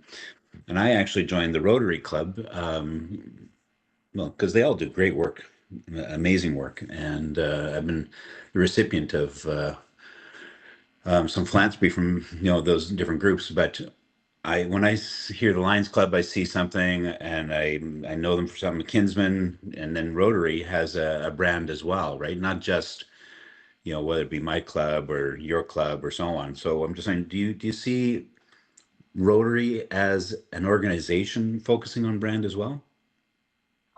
I do. I know they put a lot of effort into that. There is the website that you can go to from an international brand standard standpoint. Certainly, we have our 4-way test. We have our unique projects that we've been focusing on for decades. I do believe, and I hope I covered that, there is that umbrella, that Rotarian umbrella that we all kind of are drawn to and can relate to. Again, I too considered a few clubs before I went with Rotary. And there is things that are very uniquely Rotary. I think we have a wonderful business side of things. I know the mentorship that I've got. Again, a lot of our philanthropic efforts, again, with polio and everything we've done. You can't visit a trail or a park in the community without seeing some sort of Rotarian plaque, which is very proud. Even with Rotaract and students and the work that we do with schools, I think there are tons of ties that bind, and we certainly want to consider all of that in our brand as well. But a lot of that is taken care of for us with the international brand standards, and certainly just everyone kind of knows about Rotary. You can Google it. But there's plenty of room underneath that umbrella for sort of unique personalities. But yeah, Doug, wonderful point. We are all Rotarians. There are things that we do and approaches to what we do that is very much different from the Lions Club or other philanthropic or social clubs. So if you are ever curious, and I'm thinking this room is probably not the place, as there's a fair amount of Rotary indoctrination that you go through before you get to this level. But certainly for new members, anyone that's joined and really doesn't truly understand, or even when you're communicating to the public about the general brand of Rotary, there's a ton of materials on that one website. And Darcy, I could probably copy paste it here. I'm not sure how many people have visited it, but it is I'll put it in the chat here. Brand There are Central. thank you. Yes, the Brand Central. And not only does it explain it, but it also gives us standards. So again, part of public image chair that I just love so much is how many logos come to me that are incorrect, or the way that we speak to Rotary being incorrect. And again, I know everybody's heart is in the right place. Typically, they want to do the right thing because, to my point about 20 points of contact, heaven forbid you're the point of contact with Rotary that kind of gets it wrong or skews the message a little bit. Again, surely I'm sure everyone's heart is in the right place, but maybe you get the four-way test wrong, or you don't really understand what the international convention is about or what Rotary kind of stands for. Certainly a refresh there, and a general education to the club, especially new members, is a wonderful way to kind of introduce them to that, and then making sure that we pay attention to those standards so that any point of contact with Rotary that we're responsible toes the line in that trick shot of ping pong that gets them to understand who we are. Thank you, Chad. Darcy, do I have time for another quick question? I don't know if anybody else has their name or their hand up here, but with the international convention in Calgary last year, is there anything that has been done at the district level or with the various clubs to use that as leverage for membership engagement, for branding and so on? Like, it was a big deal last summer, and like a lot of people had no idea what Rotary was when I was telling them that I was a Rotarian. So it was not a great opportunity, but just wondering if clubs have tried to exploit that experience to bring in new members. Yeah, of course. And those of us that had the pleasure of working with the International Convention Organizing Committee were really encouraged to do that. There was a jump off point where, to your point, everyone in Calgary, or not everyone, but plenty of people that might not have heard of it, especially with the connection to the BMO and that new center that was such a wonderful facility. And we had the honor to be, I believe, the very first that really, to use your word, exploited that space, and the attention that it brought the city.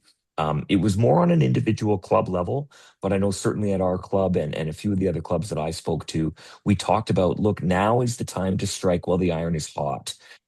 They spent a lot of money in the media with public relations. I know Darcy and I were on a committee that worked on some local campaigning as well. And we really did encourage people to get on their social media.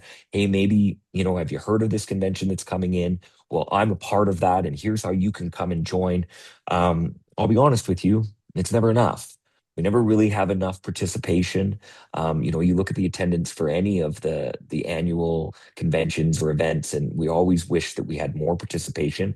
But Doug, that's wonderful insight. There are certain times of the year, and I would say, for our club, Stampede's a big one for that. We do the Dream Home, and so we're regularly talking about that being an opportunity for us to spread within our own networks the good news, the tangible evidence of the work that we do in the community. And for every club, that's going to be different. So regardless of what happened in the international convention, which was obviously a wonderful catalyst for that type of messaging, each one of your clubs, when you're doing something special, when you're doing something tangible, and I'll tie it into when you're doing something on brand for your club, that's the time to really try to engage as many members as possible, to tell as many stories about it. And so that we take the attention and the general attention from the public and we direct it into specific calls to action, specific opportunities for them to get involved, and find themselves within, I don't want to sound cheesy, but the wonder that is Rotary, and specific to each event that we have. Yeah, thanks, Chad. Thank you, Jeff, do you want to comment at all about some of the work that was done around trying to grow membership out of the convention? Yeah, for sure. So pre-convention, RI and the district and a number of the clubs. We did an event on May the 8th, and that was targeted towards the hundreds of volunteers that we got during the RI convention. And we did get some members out of it for sure, but it was probably not as targeted as we had hoped. And we did send messages out to all of the clubs to participate. I'm suggesting that we probably didn't get the level of participation we had hoped for, but that's fair. And we're going to be doing another event this year in June in Thorncliffe, and working with the Rotary Together team. And we'll be again looking to build connections with potential members. So there will be more that goes on. Also on the Rotary.org website, where you hit the join button, we did get a flood of requests or inquiries with regards to Rotary membership. We followed up on every one of them. Some of them did turn into memberships in the various different clubs, and others, surprisingly, there was a large percentage of people that put their name in, and we made multiple attempts to contact them, and there was no response back. So I'm not sure why they did that, but in any event, there was no lead that was left untouched. Cool. So we're going to do a little exercise, but before we do, Chad, I just want to share this because it really kind of jumped out at me with your last comment, or kind of your last message around people won't like you. And I'm going to take it down a different path. You know, one of the things that the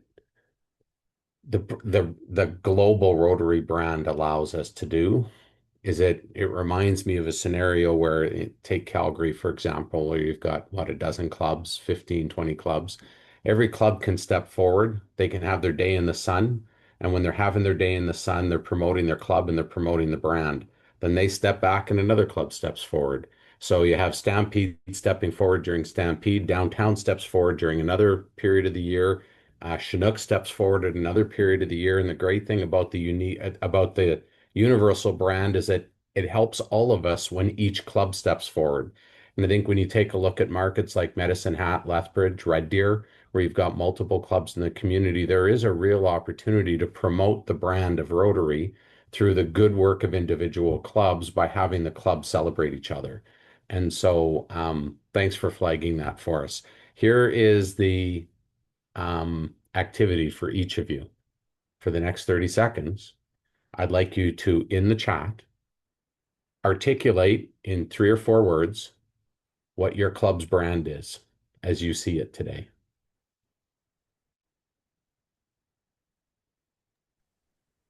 Larry, I'm looking at you. Calling out Larry Kennedy. Yeah. Well, it's interesting. And I mean, I'm not going to put it in the chat if I'm going to talk about it, but I think our club's brand is one, Stampede and community, and the way that we can use community and highlight our impact on the community with the Dream Home Project. The second is the Kids at Heart tournament we have, which is one of the largest golf tournaments I think that Rotary does in the various clubs. We raise many hundreds of thousands of dollars per year in that on a one-day event. And we're proud of that event, but we're also proud of the way that it helps our youth. And we pick 3 charities each year, kids charities, or youth charities, I guess is a better term. And that is just something that's absolutely amazing. The money that we can put forward through just the engagement in the community and put money back into it. And one of the things I hope that our club, as I go forward with, is that we are known as a club that engages into the community and has a large impact on the various charities that we work with. So that's 2 out of 3. I haven't thought about the third one yet. But. Well, you got a thumbs up from Chad, so you must have done well. Well, Chad and I've talked. There's some great stuff in the chat. There's just some fantastic stuff in the chat. And I think it really speaks to one of Chad's messages about how Rotary clubs can be unique under the banner of Rotary. And there is some terrific opportunity, if you're not already doing it today, but for you to brand your clubs in your community kind of uniquely to what it is you do and how you fit. And use that brand to drive your community service work and drive your membership and things like that. So, nice work. Very good. Chad, you're more than welcome to stick around. Iman's going to talk a little bit about what we're going to do at the district here in a moment. But if you do drop off, thank you for making the time. Really appreciate having you come on board and share your wisdom and your 11 years of experience in Rotary and branding in this world. So give him a round of applause, please. Always a Virtual pleasure. for real. Thanks, Iman, Darcy. how are you doing? Hello, everyone. Can you hear me? Yeah, we can hear Yep. you. So Awesome. for everybody's benefit, Iman is our promotions chair this year, stepping into the role and diving in and getting things moving from I think a bit of a different perspective. I'm just getting to know Iman, but he's with the Rotaract Club at the University of Calgary, and so we're very excited to have Rotaractors taking on leadership roles within the district. And we've asked Iman to join us this evening and give us a little bit of insight into some of the work that he's been championing at the district level, and maybe give you a little bit of insight into where he's thinking we're going to go over the course of the next 18 months or so. And we'll give him 15 or 20 minutes to walk us through that. And then if you have any questions, you can talk to him about it. I know one of the conversation, or recall one of the conversations he and I had recently was around when are we going to do district planning? I think he's very keen to understand how the district can support Rotary clubs in branding their clubs and promoting their clubs and marketing their clubs. So with that, Iman, I'll turn it over to you.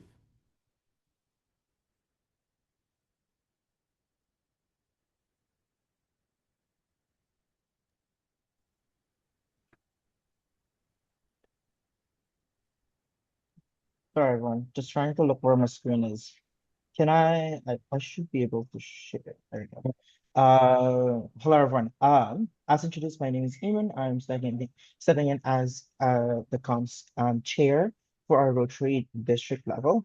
I'm actually currently in the Rotaract State chartering event at the same time. And so, yeah, so I would Rotaract University of Calgary, UCalgary. I'm also stepping in as the vice president events for our Rotaract club.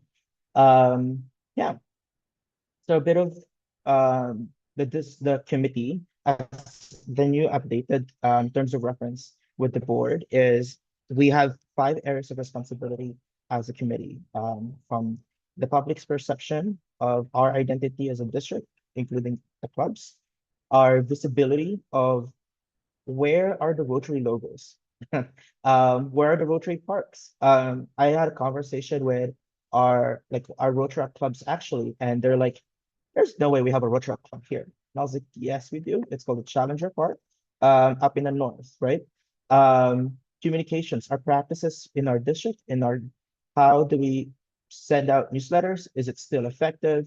And outreach. One of the things that I've heard so far with the Rotarians that I've been hearing from is um, that the community and with the community as well is that who is Rotary?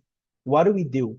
And so our committee, this committee for this upcoming few months is to trying to bridge that gap between the public and our district. And lastly is the partnership, is to use our network. As Chad has mentioned already, word of mouth is one of the most effective way to recruit members. And so one of the things that I have been asked to do as chair is to come up with the messaging and the wording of what do we say what do we say when we're promoting Rotary? What is the message? Do we just say the mission, which is it the mission of Rotary International? Is it our mission as a Rotary district? Or how can we help you as clubs develop that messaging so that you can say to your club members, hey, this is actually what you can use when you're talking and how you can describe what we do here in club level, right? So yeah, just kind of like recruiting. If you are, as you're coming in, the mostly applied for our club presidents right now, in our is that if you have a comms person in your club, I'd love to meet them. I encourage them to be part of the committee. I'd want for them to be part of the Rotary District committee, and for you and your club to be represented in that level, and so that we can actually hear more of what is happening on kind of having a first-hand perspective. So far, I actually only have one person in that level, and which is from someone from Rotary Club of Brooks, and she's been in that position for quite some time now. And she and I had a sat down and told me everything that she thinks the district should help for, and it was very eye-opening because I was like, oh, I didn't know that this is something that we can do, right? And so yeah, so there are other something that you can promote with is the club liaisons, which are basically your comms officers. We're also looking for someone to run events on behalf of the committee, marketing leads, and content designers if they're familiar with Canva. That's where we're currently leaning on because, well, first of all, it's free, and we don't have to pay for anything. So yeah, and then Rotary ambassadors is us in general, but Rotary ambassadors are Rotarians that we will be sending once we get our partnership network up and running. One of our visions on the district level is um, fairs, career fairs, sorry, just like multicultural fairs. If summer is coming up, there will be multiple community-based events at the community associations, and we want a table there. And we want local Rotarians from that community to represent Rotary. And so those are the few things that we have initiatives that are coming up for this summer.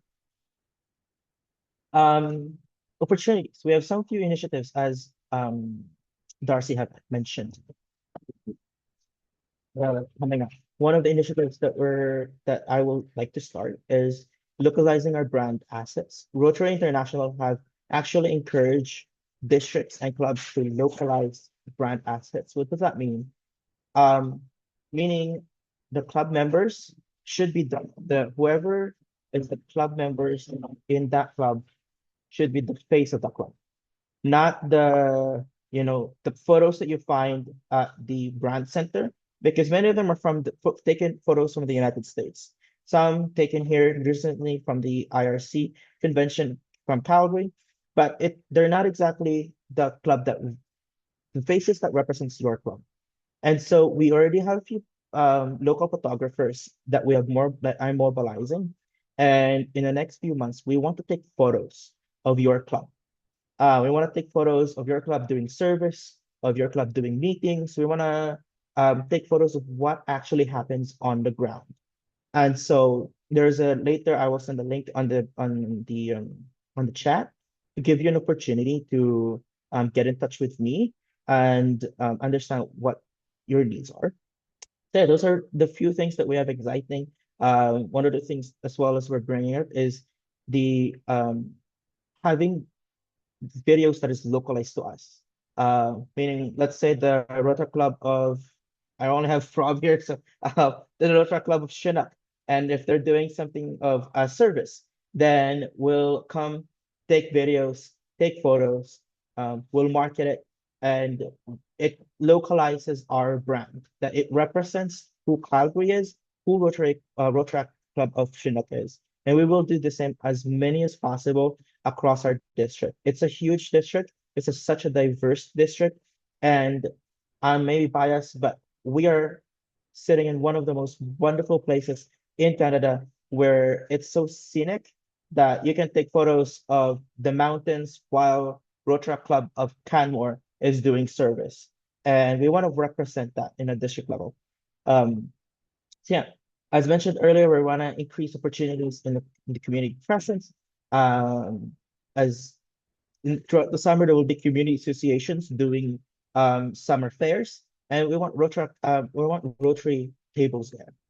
And if your club has not received, I'm not sure if it has been done, but training on using Canva. Like I said, Canva is easily accessible and it's easy to use with the right training. So yeah, and more to come. there are three events that are coming up that my committee is currently involved in. There is the Rotary Together. This is Cam Stewart's project. Cam Stewart is one of our district chair on Indigenous Relations Committee, and part of the board, in my understanding. And this event is coming up. We need help on designing presentations, posts, brochures, but mostly what we need help in the club level is to encourage Rotarians to come to these events. There are 4 events that are coming up. We will start up with Calgary, and then Red Deer, Lethbridge, Medicine Hat. In the club level, we want you to be there so that you can attract, so you would be present as we attract the public. This is a public event that that will connect you to local community leaders who are not part yet of Rotary. That's one of the things that I really like with said Chance earlier is the word of mouth. Have a Rotarian, bring a friend, and that friend brings another friend, and then this is a free event, well funded by district in the district committee level, and we want for you to have the opportunity to recruit, and hopefully the Rotary clubs will gain more Rotarians in that level. Rotary in Stampede. More opportunities will be coming up soon. I'm not sure how much, but I think I'm pleased to share that we're getting there. Rotary will be back in Calgary Stampede. We're still ironing out some some details, and the thing that I think I can share is that I will be highly involved in there. Darcy is very much involved in there because it will be starting in July.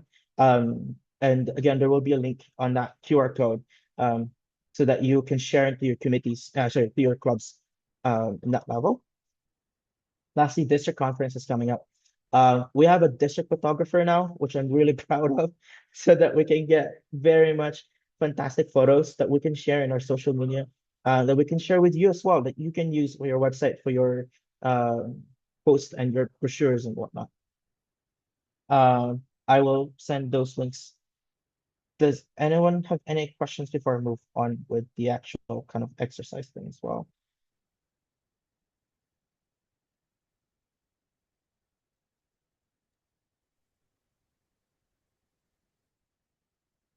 Awesome.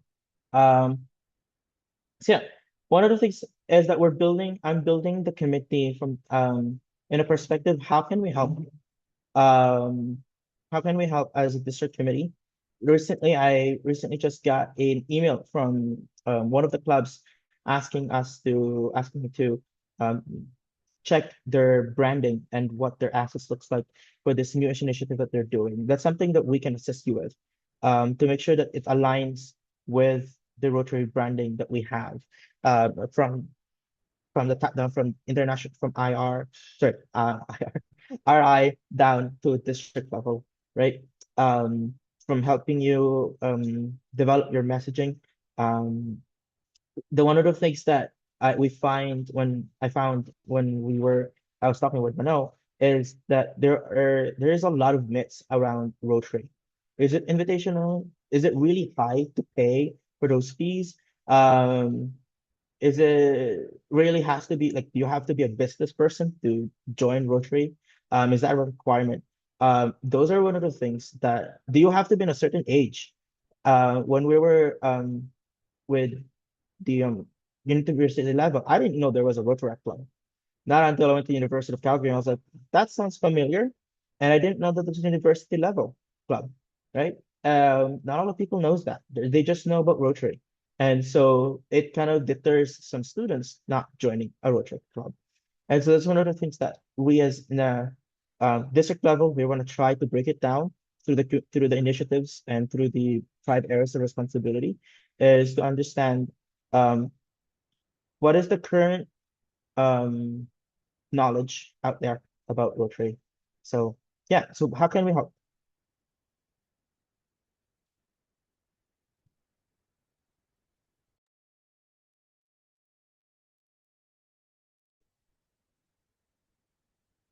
All right, great. Thanks, Eamon. Really appreciate it. Does anyone have any? I'm just going to stop your screen sharing. Any questions for Eamon before we move on to Jeff?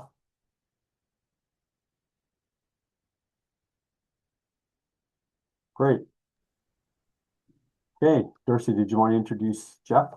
Sure. Iman, thank you very much. That's a full plate of stuff that you have planned for the upcoming year. So really appreciate it. And I know we're going to hear more from you and the team that you're building here in the next couple of months as we start to roll out some great ways that we can promote Rotary and support clubs while at the same time encouraging them to do their own thing in the community. Where's Jeff Foss? There he is. Hi, Jeff. How are you? I'm doing well, thanks. So, hands up if you know Jeff Foss. All right. For those, okay, perfect. It would be surprising to me if many of you didn't know Jeff. He's been our membership chair in the district for how many years now, Jeff? Is it 3? I'm in my 4th year. 4th year as membership chair. And Jeff and I were members of the Red Deer Rotary Club a number of years ago, so we go way back. And this guy knows his stuff when it comes to membership. And so when we were starting to do some work around planning the itinerary for PELs, of course, we're focused on the membership action plan, and we knew Jeff was going to be on the agenda. Jeff is going to be walking us through 2 workshops. He's going to do one today. He's going to spend about 45 minutes or so, maybe a little bit longer, talking about the membership action plan. And then he's going to do a follow-up workshop for us that's going to be a little bit more centered on strategy during our May 1st day. So without further ado, from the Rotary Club of Okotoks and formerly High River. Were you in High River at one point? Oh, no, Red Deer. No. Oh, I thought you went to High River first. No. So formerly Red Deer and now in Okotoks, please welcome Jeff Foss. Thank you, Darcy. So just behind me in this picture, I'm trying to get out of the way. This is the newest Rotary Club. This is the Rotaract Club, actually, of SAIT. And tonight was their charter night. And I think, Eamon, you were there. I would have loved to have been there, but I can't be in 2 places at once. And maybe I could have taken the page off of what you did. But in any event, we're happy about that. We also have 2 other clubs that are in the wings. We have in Calgary, we have a Pan-African club that is in development, hopefully charter before the end of this year. And I was just talking to Dan Doherty this afternoon, and they've already got the required number of members for an Indigenous Rotary Club in Calgary, and with a unique structure, because in the Indigenous cultures we have circles, and so there's going to be a youth circle, which will be conceivably a Rotaract club. There'll be a member circle, which will be what we would call an active member, and there will be an elders circle, which would be honorary members. So it'll be a very unique club. They're just working on their initial bylaws right now, but hopefully we'll be able to charter them soon. So one way to grow Rotary is find a way to build new clubs. But you're here to find out more about how to build your clubs, and that's what I'm here to share. Before I go there, I wanted to make sure it was on your radar screen. We talked a little bit about it when Doug had a question about what did we do with the follow-up to the RI convention. I was talking about member leads. So up until recently, all member leads that came in through RI came to me specifically. And then I would have a conversation directly with each of those leads, and then I would direct them to the club that would be probably in their best interest and most aligns with what they're looking for. And then I would introduce them to that club, and then hopefully they become a member. And recently, though, that's changed. So now your clubs will receive those leads directly. I won't see them. So your clubs will now be responsible for actioning those leads. And on the 16th of April, there will be a webinar. So every club would have been given that information. And if you don't have that, just send me an email. Easiest way to email me is membership@okotoksrotary.ca. And I'll get you that email. But it's imperative that somebody in your club, your membership chair, your president, whoever it is that looks after leads, understands how to use that tool and react to it. What I will get, from what I understand, is if a lead hasn't been addressed after a lengthy period of time, I'll get a report or an alert saying it hasn't been addressed by Club X. So just wanted to make sure you had that information. Any questions on that before I move on? No? Okay. Going to share my screen.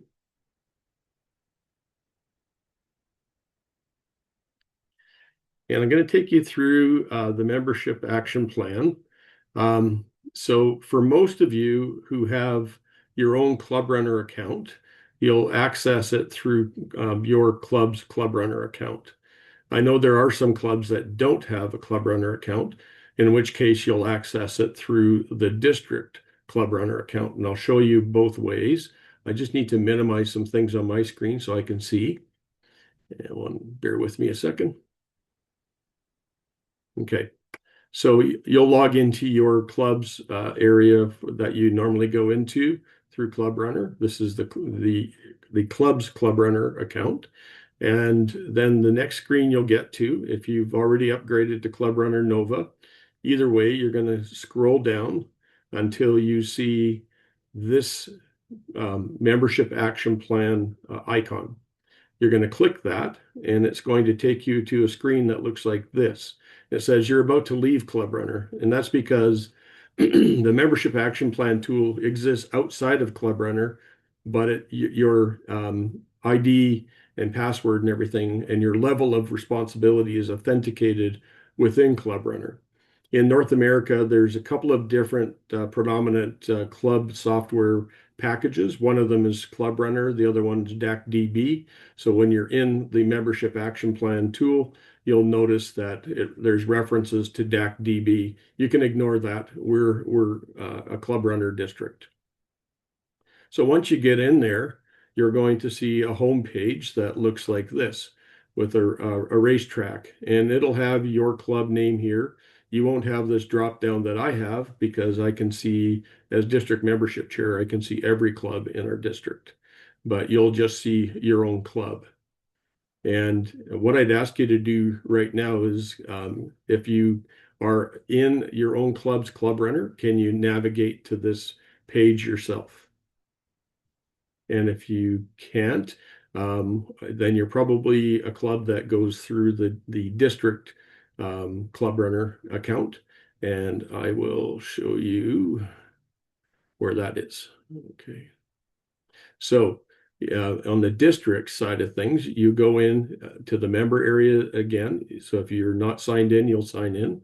And then you'll get to, there, let me get there. And you'll see here this thing says reports. So you click on reports, and you see over here it says membership action plan. So again, you would click that, and that would take you to this same page. So there's two ways to get there: through your own club's Club Runner account or through the district Club Runner account. So has everybody found their way here? I can't see you, so you'll have to say.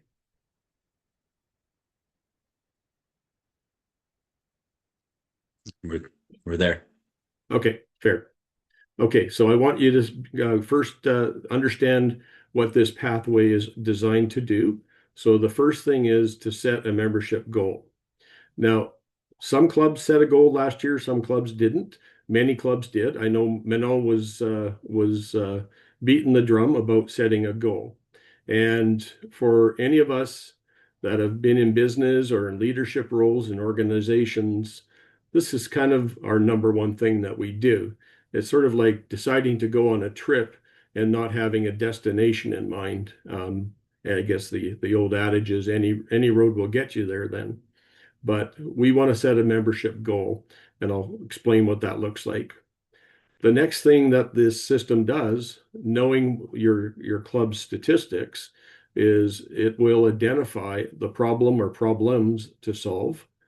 And then it'll also give you some recommended strategies to solve those problems.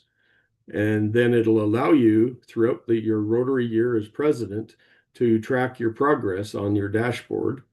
And then finally, it'll also allow you to create a satisfaction survey. When you click in over here, there's built-in surveys. It's the easiest survey that you'll ever do, and you'll just send it out, and automatically will send it out to your members. And then you'll get a response back. The responses back that our club gets, our treasurer is pretty good with Excel and pivot tables and whatnot. So he's massaged the data several different ways, but you can also just use the raw data to help basically then repeat the cycle. So once you have your feedback and you kind of know what changes you want to make, you'll set your new membership goal with your next incoming president, and then they'll go through the same process again. We're good with that? This is looking for signs of life on the other end. Thanks, Jeff. Okay, thank you. So click into membership goal, and you should be into the 26-27 area. I'm just showing my club, but this is going back to 2025. This data here will update sometime after July 1. So typically it's mid to end of July when this data will all refresh. So this is still looking at the 25-26 year. So my club started with 41 people. It says if you hover over, it tells you how it comes up with that number, but this is an average attraction rate based on a 3-year average. And what you're looking for is 5% above your attrition rate for being a good target. So this club has a 21.6% attraction rate. It has an 11.8% attrition rate. Again, you hover over it and it tells you that's a 3-year average.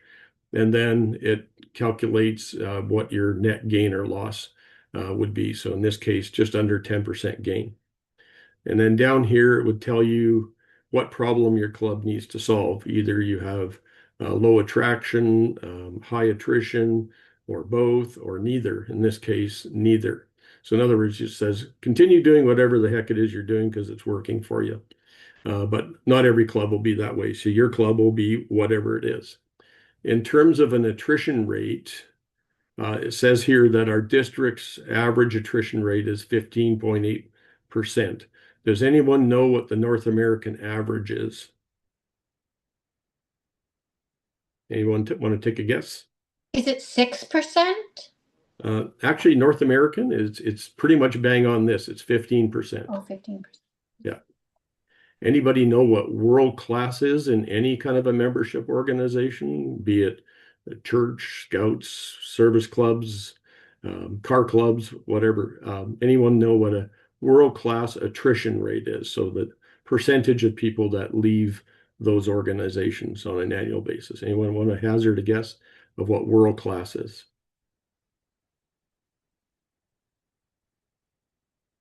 No?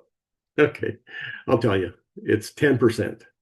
So 10% is life happens. People move away, people change jobs, change their life changes in some way, shape, or form that pulls them away from our organization or any organization. And so 10% is considered world class. So and 15% is considered to be average for North America. So so that's kind of what you're targeting. So anything that's in excess of 15 is something that we would want to take a closer look at. And we want to make sure that whatever the attraction rate is, that it beats your attrition rate by at least 5%, so that your club is growing. So at the beginning of the year, you're going to create your membership goals. It'll tell you what your current membership number is as of April 1, and this updates after the first of each month throughout your Rotary year. So you're going to see the number change. So we changed from 41, now it's at 49. It says our estimate of starting membership as of July 1, we estimated that to be 50. We think we're going to get to 50 by the end of June.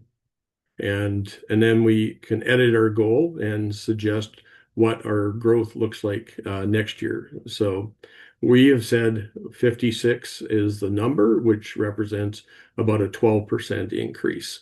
And somewhere in the neighborhood of a 5 to 10% number is manageable. If you're trying to do a Hail Mary and do a 100% increase, it's probably not likely, but a 5 to 10% number is considered to be within the realm of possibility.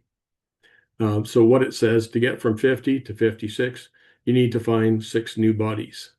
But it also says, based on your history, you're going to lose 4.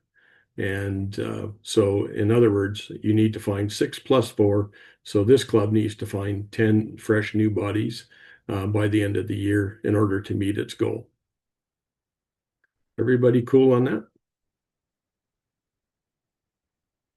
Anybody not get what I just did? Okay. Anybody alive? So that's your membership goal. And what you can also do on this same sheet here is you can download a worksheet, and I encourage you to do so because this will actually open up as a PDF. And so what it is it'll give you and your planning team within your club the ability to look at, well, this is the worksheet for this particular year. So it also looks at what does your historic growth look like. And I know this club here, back here a few years ago, was down to 19 people. And anytime a club drops below 20 people, it becomes vulnerable because it's really depending on what I call the STP principle. The same 2 people, the same 3 people, same 10 people, same 20 people, depending on the size of the club. And they're kind of the nucleus of the club. And when you're down below 20 people, your club is now vulnerable because if those people move on, move away, pass away, whatever, you're only, steps away from closing the doors on the club. So if your club is not yet at 20 members, that should be a goal for you to get to 20 members if you're not yet there.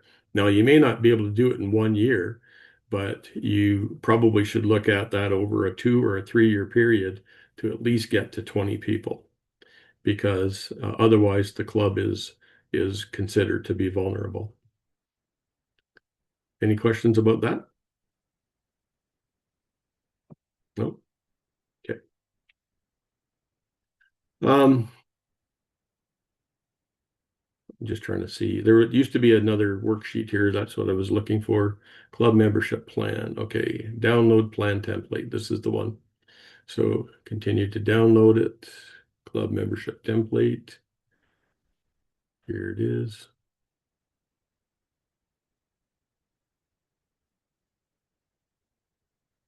So at the end of this, we're going to be filling in a goal for the year.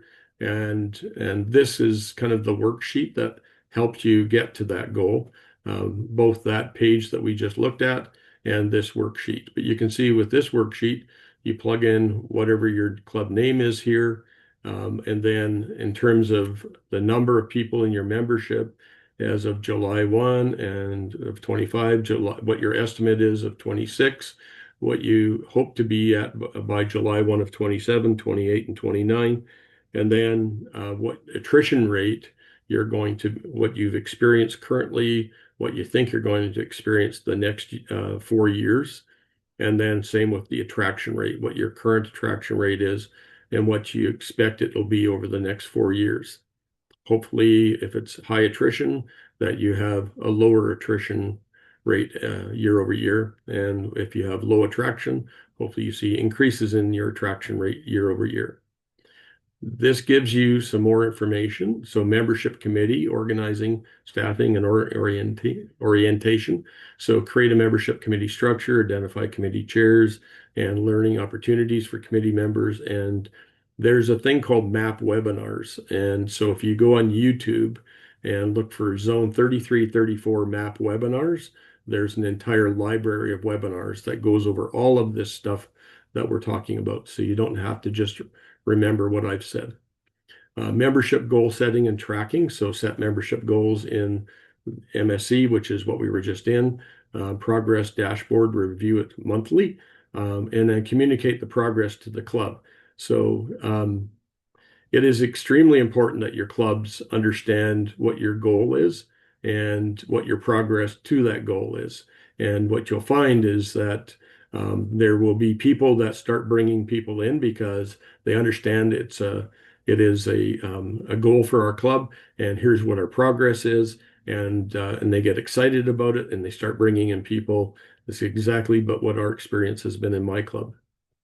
Improving member satisfaction. So I talked about the surveys there, looking at the elements of club culture and the elements of the club experience. So we've just changed our club's club service director title to director of club experience. So looking at all of these aspects. And sometimes it just takes a title change. Identifying, attracting, and engaging new members. So identifying potential members. Discover Rotary is a process where you have, and some clubs do it monthly, where they will have a session before your meeting or after your meeting with 2 or 3 potential members and a couple of the club leaders, and some call them firesides, where you explain what Rotary is to them. And on this membership action plan website down here at the bottom, you'll find that there's examples of Discover Rotary. And then structured new member orientation engagement. So if you're a club that is growing fast and furious, and you don't have a new member orientation and engagement, pretty soon you see your attrition level grow fast and furious. So this is a good worksheet to work through with your leadership team, and they should all be involved in this membership growth plan.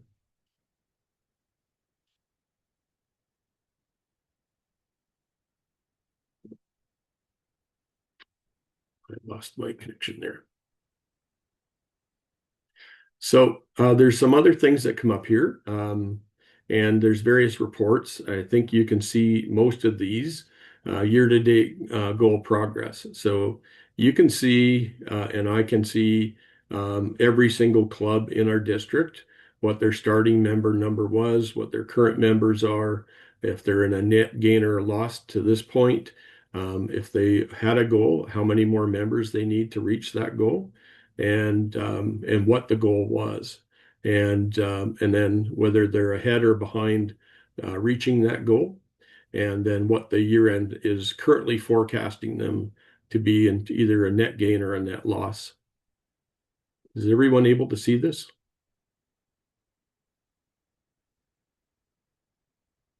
Is anyone still there? We're good.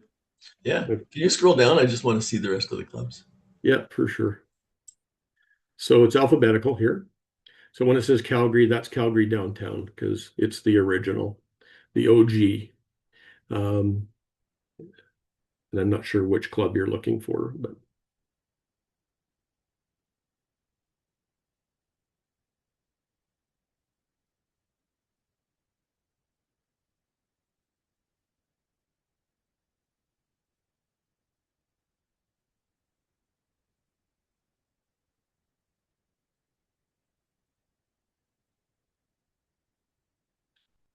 did you see the club you were looking for? Oh yeah, I just wanted to see just the general overview of it, not All right. Okay. one in particular. Yeah. So when we say whether or not a club has put a goal in, we mean put a goal in this process here. And so, for example, Airdrie put a goal of 20 in, and they're currently sitting at 24. They started the year with 16. And I've been working with Airdrie for a couple of years now, me and Madeline King and others. And quite frankly, they were ready to fold because they just didn't have what it takes to, in terms of leadership, to move forward and desire. And those that were working hard were feeling burnt out, sort of that STP principle again. But they got a new leader in place in the name of Jamie Morehouse. And what they did is they put an ad in the local newspaper, and lo and behold, people came out of the woodwork. And so they're now sitting at 24 members. And that's just awesome. So it's a good way to quickly grow. And I think I'm not sure if it's on here or not. Yeah, Drumheller did something similar. They basically said if you want a club to continue in our district, and I don't know, is there somebody on from Drumheller?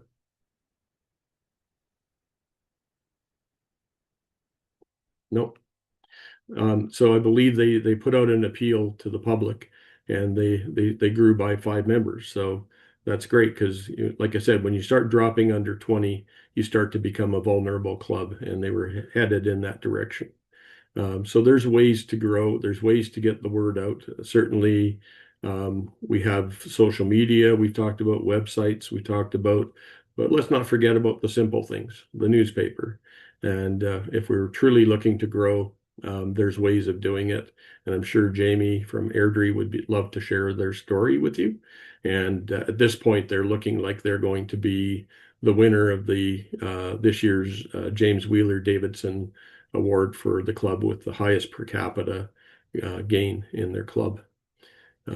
So that's in the year-to-date goal progress, and then upcoming year goals by club. So this is where clubs that have put a goal in already for next year, you'll see that show up. Attrition and attraction is at the district level. So comparing 5360 to the other districts in our zone. And so if we scroll down to 5360, we can look at from 21 to 22 to 23 to 24 to 25 and what our numbers were at. We would have been positive last year, except right at the end of June, the Cochrane Rocky Mountain Club folded altogether and took 22 members with them. We would have been net positive for 2 years in a row otherwise. So it's unfortunate, but things happen. The average attrition rate, so again, I mentioned 15.8%. The average attraction rate is 15.5%. So, and this is last year, and we're sitting at just pretty much even. So when I go to the membership goal screen, nope, progress dashboard, I can flip over to the district side here. So we have 43 clubs in our district. We have the number of clubs that haven't yet added a member this year is 11. The clubs that have added just one member is 3. The net gain so far is looking to be 35. We have 16 clubs that are growing. We have 19 clubs still in decline. We have 8 clubs that are sort of in a fragile balance, meaning they're neither growing nor declining, but they're sort of on that teeter-totter. And our year-end forecasted net gain is looking to be about 41. So you've seen this success track chart from Menno each month, and we are tracking. The blue line is our actuals, and the gold line was our predicted pattern. And every year we see this big drop off here in June. Does anyone know why that is? Our dues. Yeah, so our dues are due for the next year. So do you think we lost that person right then? Is that when we lost them? Certainly on paper we did. What are your thoughts? I think probably earlier in the year you lost them and they just haven't renewed their dues at that point. Right. So now they're voting with their feet, but we probably lost them somewhere back here. So it's really important, super important as new presidents to engage your members right up front and make sure we don't take the eye off the ball so that next year we don't see the precipitous drop, but rather we see it continue to climb or at least blunt that drop. And I can tell you that this is the same pattern that every Rotary Club in North America sees. And we refer to this big drop in June as the June swoon. And to the degree that we can blunt it is to the degree that we'll be successful as a district. The thing that we need to do is zero in on clubs that are in decline and figure out what to do about them. Now, there's another way of expressing all of this and in this chart. And so we've got the attrition on this side and attraction on that side. And we go from low to high, low to high. So clubs that have low attrition, low attraction, so they basically don't really change. They're kind of termed as being a stagnant club. It's not growing, but it's not really declining either. If it is, it's minimally, and I always say it's just one of those clubs where people are dying to leave. Then we've got the declining clubs that I talked about. So they have low attraction, high attrition, and they're in decline. And something needs to be done in order to save those clubs. Then we've got the other side of the coin here, where we've got both high attrition and high attraction. So lots of people coming in, but lots of people leaving. And that takes a little bit of in-depth understanding as to why that is. And is there an improper onboarding process? Why are they leaving? How soon after becoming a member are they leaving? We know that first 18 months is a vulnerable period for any new member where they're still trying to figure out if we're a good fit for them. And was there proper onboarding? Did they get to learn more about Rotary and feel like they're part of the Rotary family? And then you've got the low attrition, high attraction clubs, which are the growing clubs. And they too have challenges, right? So they need to make sure that they too don't slip into the revolving door where all of a sudden their attrition starts climbing. And they need to make sure that they have proper onboarding processes and a welcoming culture and where somebody feels like they belong. Does anybody have concerns with this model? Jeff, it's Larry from the Stampede Club. Yeah. I don't have a concern. Let's have more of a question. Sure. Where and how do we track leaves? We have a few members this year that took a 1-year leave. Are they just part of current membership, or do they fall into one of the lost categories? You're speaking of a leave of absence? Yes. So depends on how your club processes that. So if they process it so that the person is no longer showing up on the roster, then essentially we've terminated that person, albeit for a year, but that they show as part of the attrition. It's the same, Larry, as when we move somebody, say, from being an active member to an honorary member, because we're only tracking active members. It's a loss to your club's active membership, and it is seen as attrition, although you might argue that that's good attrition. Right? No, that makes sense. I'll check. I need to check with Gail from our club in terms of how she tracks that, because we have a few that entered that. So I guess the good news is, assuming they come back after their leave, then they classify. So so they could be gone for a 1 or 2 year sabbatical, for example, and they may be off your roster, and they would have been recorded as a termination or a loss when they first left, and then when they come back, then now you've seen that as an attraction or a new member to your club. Your club's kind of unique in that I know there's been a bit of a standing process where when you were in the log cabin, at least, that you really couldn't add more people to your membership, and maybe that's different now. But when you're kind of at that point, it's not really a stagnant club per se, because I think you still had a wait list of people that still wanted to be part of your club. So that would be the only thing I would call out as being different for your club specifically. Okay, no, thank you. Yeah.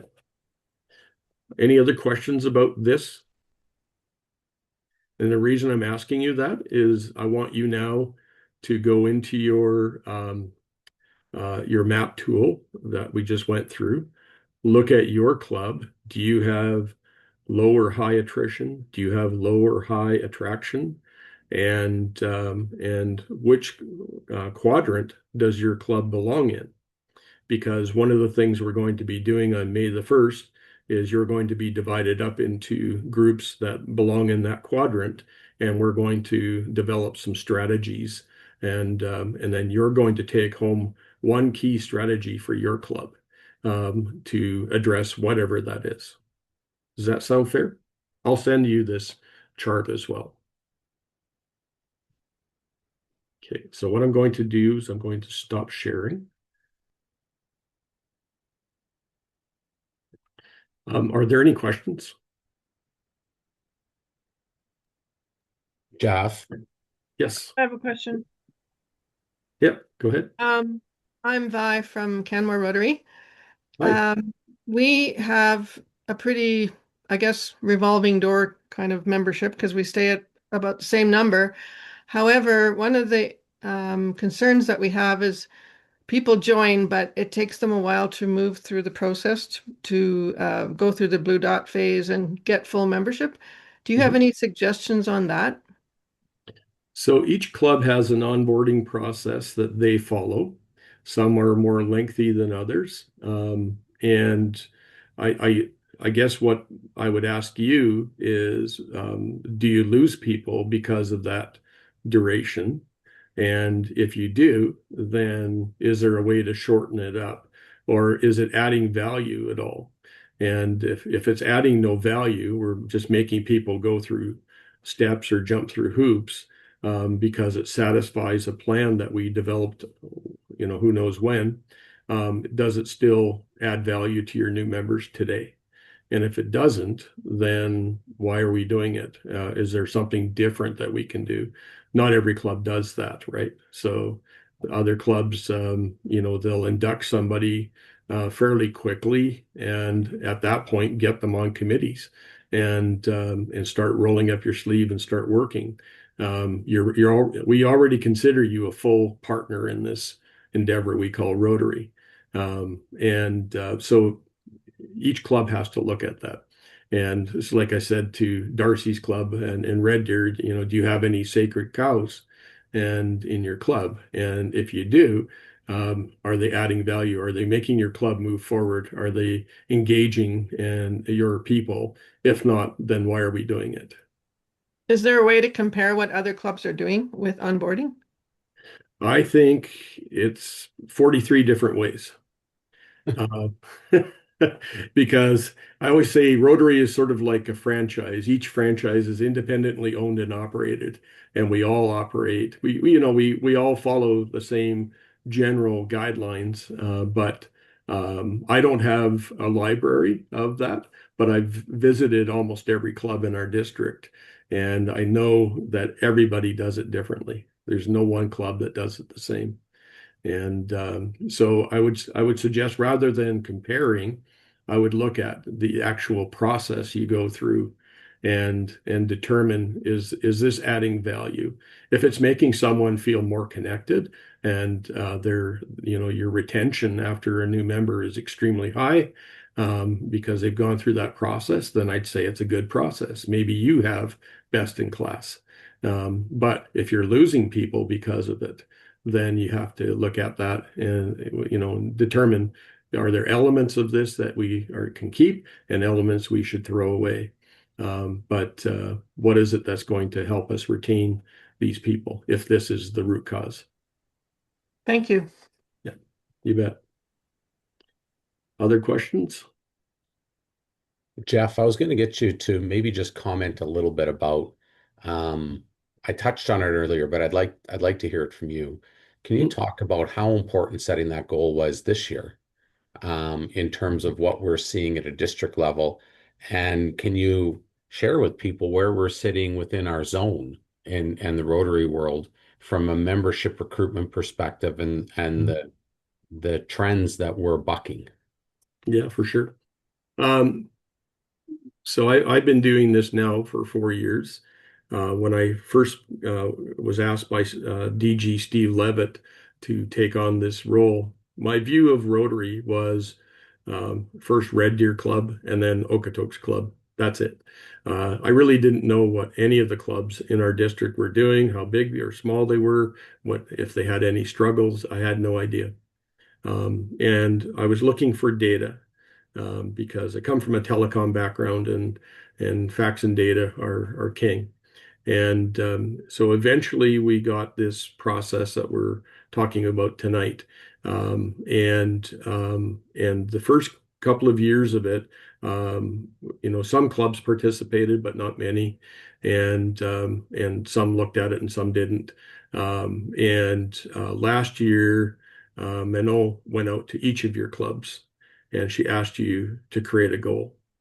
And by and large, most clubs did. Some still didn't, but I think we were at about an 85% adoption level of putting a goal into the system. This system that we went through tonight is sort of like when you're in school and you're at a math test, and the goal, if you just plunk it down, the teacher will say, well, show me your work. Well, this is how you show your work. This is how you got to the number that you wanted to achieve. This is the data that you considered when you created that goal. It gives you a basis for explaining the goal to your membership and for continuously updating them throughout the year as to how you're tracking to that goal. And because of that, we are, and I mentioned earlier in that slide at the district level, we are well ahead of what we expected to be at this point in the year. And we hope, barring any clubs folding at the last minute, but we hope that we are on track to be up significantly over last year even. And last year would have been net positive, like I said, if we hadn't have lost the Cochrane Rocky Mountain Club. We would have been this year 3 years in a row positive. This year at this point, we've been leading Zone 28, and who knows what a zone is in Rotary? Does anybody know besides me and Darcy and a couple of others? Any of the incoming presidents know what our zone is? No, I didn't think I could. Oh yeah, Rayla knows. Okay, I can only see one little line here. Sorry. So shut it out if you know. So we're in Zone 28, which is largely Canada, and we're partnered with Zone 32, which is sort of the tippy top Northeast US, as well as parts of Canada as well.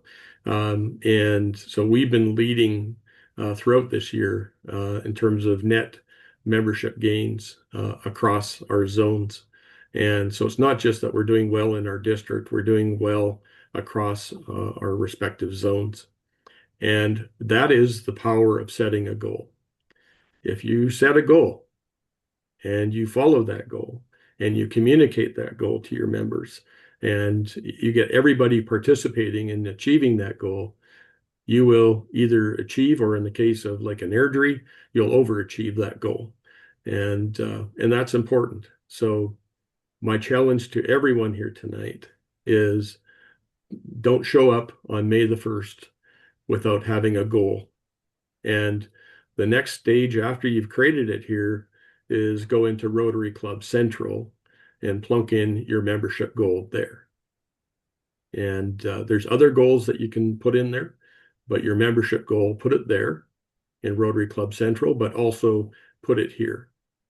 And when I go down that list, like we went through tonight, and I look at every club, I want to see in the 26-27 year that every club has a goal.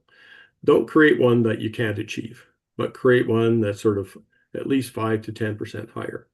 If your club is capped for some reason, like Stampede maybe, or maybe even Canmore, then let's talk about maybe growing another club and see if we can spawn something else off.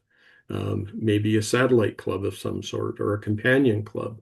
There's other club types that we can look at. And maybe you want to sponsor a club that is focused on one of the ethnic communities in your community, and see if we can help that club grow. So let's think beyond the box of just growing our own club, unless of course, like I said, you're in a club that's got less than 20 people. at that point, you definitely want to get to that 20 plus number and get above that, because it's sort of like the old adage, many hands make light work. And so you want to make sure that you get to a sustainable number that can sustain your club, that you have a succession plan year over year. Other questions, comments? No? Okay. I'll turn it back to Darcy. All right. Well, thanks, Jeff. And Jeff knows his stuff on this membership thing, doesn't he? Yes, he does. Yeah, he's been doing it. He's been doing it for 4 years, and he's very passionate about it. And the thing that I most appreciate about Jeff is his willingness to come and work with each of your clubs to help you achieve the goals that you set for yourself. So most importantly, you need to set a goal around what you're looking for membership. And then if you need some help or you need some ideas or you just need somebody to bounce your ideas off of, Jeff is your guy. And he's built a good committee around him to help him out in that regard. And so, we talked last month about the leadership laboratory and how, over the course of the next, 18 months or so, we'd like to talk about how does Rotary really become that leadership laboratory in your community? How do we build more leadership capacity in our communities? And how do we use Rotary to do it? And part of that strategy is recruiting leaders into our clubs, and really setting our organizations up for success. So, Jeff, thank you very much for your presentation tonight. We're going to hear more from Jeff on May the 1st. He's already given you a preview of the homework that you have to do now so that you can come prepared, because that's what Jeff is like. Jeff is very organized. And so make sure you start thinking about what your goals should look like. And we would encourage you to start having a conversation. So I want to kind of segue into a bit of a wrap up for tonight. And the homework that we would like you to work on between now and May 1st is think about the three topics that we explored tonight. We talked about enhancing engagement. We talked about our public connection and promotion. And of course, we're talking about expanding our reach. So as you go away from this evening over the next few days, start thinking about what is it you would like to see your club achieve in those three areas in 26, 27, and start that conversation with your boards.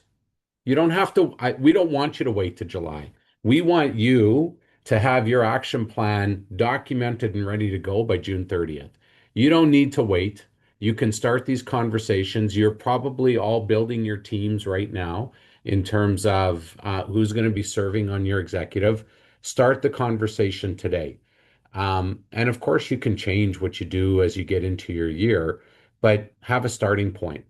And one of the things that Jeff and I served together on a United Way campaign way back when the former president of Red Deer College was the campaign chair the year before we were involved, and Ron was a Rotarian, by the way, but the best piece of advice that Ron gave us was set a bold goal.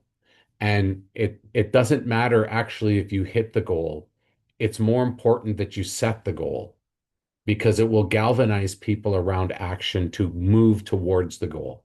And sometimes you'll hit it and sometimes you won't, but it will at least get people focused on what activities are required to get there. And you will be actually pleasantly surprised at how many times you hit the goal when you simply set it for yourselves, even the bold ones. So, with that, thanks again, Jeff. And we're at 9:23, so we're going to try and end tonight a little bit early. So I want to take a moment to thank you all for being here and for being so attentive and kind of giving us 3 hours of your time on is it Tuesday night or Wednesday night tonight? Tuesday night. And sitting in front of a computer screen for 3 hours, listening to some engaging presentations, but still hard to sit in one place for that period of time. We're looking forward to seeing you all on May 1st, up here in Red Deer. We're looking forward to hosting you in Red Deer. And I guess one of the things I'd like to leave with you all this evening as well is I'm going to start planning my visits to each of your clubs. And of course, one of the roles of the district governor is to come and visit your clubs. And I've got Linda Morris, who is with the Fish Creek Club, is going to be helping me organize the tour of clubs this year. So I'm looking forward to coming out and seeing everybody. And I guess one of the things I'd like you to start thinking about is, what would you like me to talk about? I know the district president shows up at meetings. I've sat in those meetings and, people are going, what's the DG going to talk about today? I'm looking for you to help shape the message that's important for your club. So if there's something that you'd like me to talk about, if there's something that you'd like me to touch on, I'm more than happy to do that. I will have a couple of messages that I want to share with everybody, but I can tell you the one thing that I am going to be talking about is the Rotary Action Plan. I'm going to be talking about all the work that you're putting into the plan and getting it developed, and how when clubs come together and support that plan, they accomplish great things. So please give some thought to that. If there's dates that you would prefer the district governor shows up, please let us know what that looks like, and we can plan that accordingly. So I think, Rob, I'm going to cut myself off there. I'm going to turn it back to you, and I'm going to thank everybody for being here this evening. Perfect. So I just attached the agenda in the chat as well, so you can see what the topics are for conversation are for May 1st. As mentioned earlier, it definitely is more PE oriented. We will do a little bit of club runner stuff, but Darcy and I talked, we're going to do a club runner Nova session, which is going to be more secretary focused. We'll do that on Zoom, but obviously still encourage the secretaries if you want to attend, because obviously you're integral part of the leadership of your club with your incoming president. So, but obviously we'll leave that to you to decide if you want to attend or not. But yeah, as Darcy mentioned, really thankful. I know today was 3 hours in front of the computer screen, but hopefully you valued the sessions. Lots of information we want to pass along before we get together and gather in person on May the 1st. And May the 1st is going to be a great day. Really looking forward to it. It's always great when we're in person and getting the discussion and the fellowship that comes along with the learning. This will be put on the YouTube channel. So definitely if there's anything you want to watch over again, anyone else, if there's any information you want, especially with the membership action plan and all those steps, like if you want your membership team to watch that, because you can just have them watch it and watch Jeff go through the various steps. I would definitely encourage that. I know I'm going to encourage that in my club with my membership share. And I think without further ado, I did send out the presentations from the last session last week with the reminder for today. And don't know if there's anything that, Jeff, is there something that we should send out? Will you send out anything to the people from today? Yeah, I'll send you the four box quadrants, so you can send it out to your distribution list. Yeah, send it to me. And then what we're going to do is, because we do want to get a sense of registration and who's all attending on May 1st in person. And we might just be doing it the old school way, where I'm going to email you and just RSV back to me via email, and I'll just keep a list. Because we can't register like you can on the Zoom. I've asked Charlene if there's a way to do it using the technology, which there probably is. So she just never emailed me back today. So just give me a couple days. By the weekend, you'll either have you'll get an email from me specifically with Jeff's information, along with how to RSVP to know, because we need to just get numbers so we can order breakfast and lunches and stuff and know who's all attending on May the 1st. Darcy, anything else? Yeah, you know what? I'm going to put in one more plug for district conference. I don't know how many of you are planning to stay for district conference if you're coming to Red Deer May 1st. I hope you will consider it. Minot and her team have done an outstanding job putting together a terrific agenda for the district conference. We've got some great speakers. Minot's really shaking things up when it comes to district conference. So for those of you that have been to DC before, this is going to be a district conference that's different than what you've experienced in the past. So please consider staying for the weekend. We'll show you a good time in Red Deer, and encourage members of your club to join us. We would really like to see really strong representation from all of the clubs. And Judy Ann, I keep looking at my Red Deer colleagues and Central Alberta colleagues. Where did Annette go? I know she's on here somewhere. There she is. So those poor Central Alberta clubs are going to hear this message every week for the next 3 weeks. But we're looking forward to seeing everybody here. Please come and join us. And I'm giving you a bit of a sneak peek, but we are going to be having a conversation about district conference after the conference, in terms of we'd like to have clubs shaping what district conference looks like. And I know Minot did some good work this year, reaching out to clubs to get input around what the district conference should look like. We're going to start that process early for the next district conference, and you're going to be key players in helping shape that. So that'll be coming down the pipe probably in the next, I'm going to say 30 to 60 days or so. Jeff, there was a quick question which I want to make sure gets answered about the new lead system training session. Was it sent to presidents, secretaries? Like, do you know? Yeah, it was sent to all club leaders, so secretaries, presidents, and membership chairs. So it depends on how you have your leadership listed in my Rotary. And it should be a reflection of how it's listed in Club Runner, but not always, I found. So those people would have gotten it. And I'll tell you what, I'll forward that email to you as well, Rob. So that we can fan it out again. So just important to note, April 16th is the webinar. Yeah, okay, perfect. One last thing about district conference, and it's been a standing thing in my club, that the first 10 members that would like to go to district conference get their registration reimbursed by the club. So that may be a way of encouraging your members to go to district conference. Well, if we're going to go down that path, Jeff, then I'm gonna add one other option that's come up here that I've learned about more recently. You've probably all seen an email about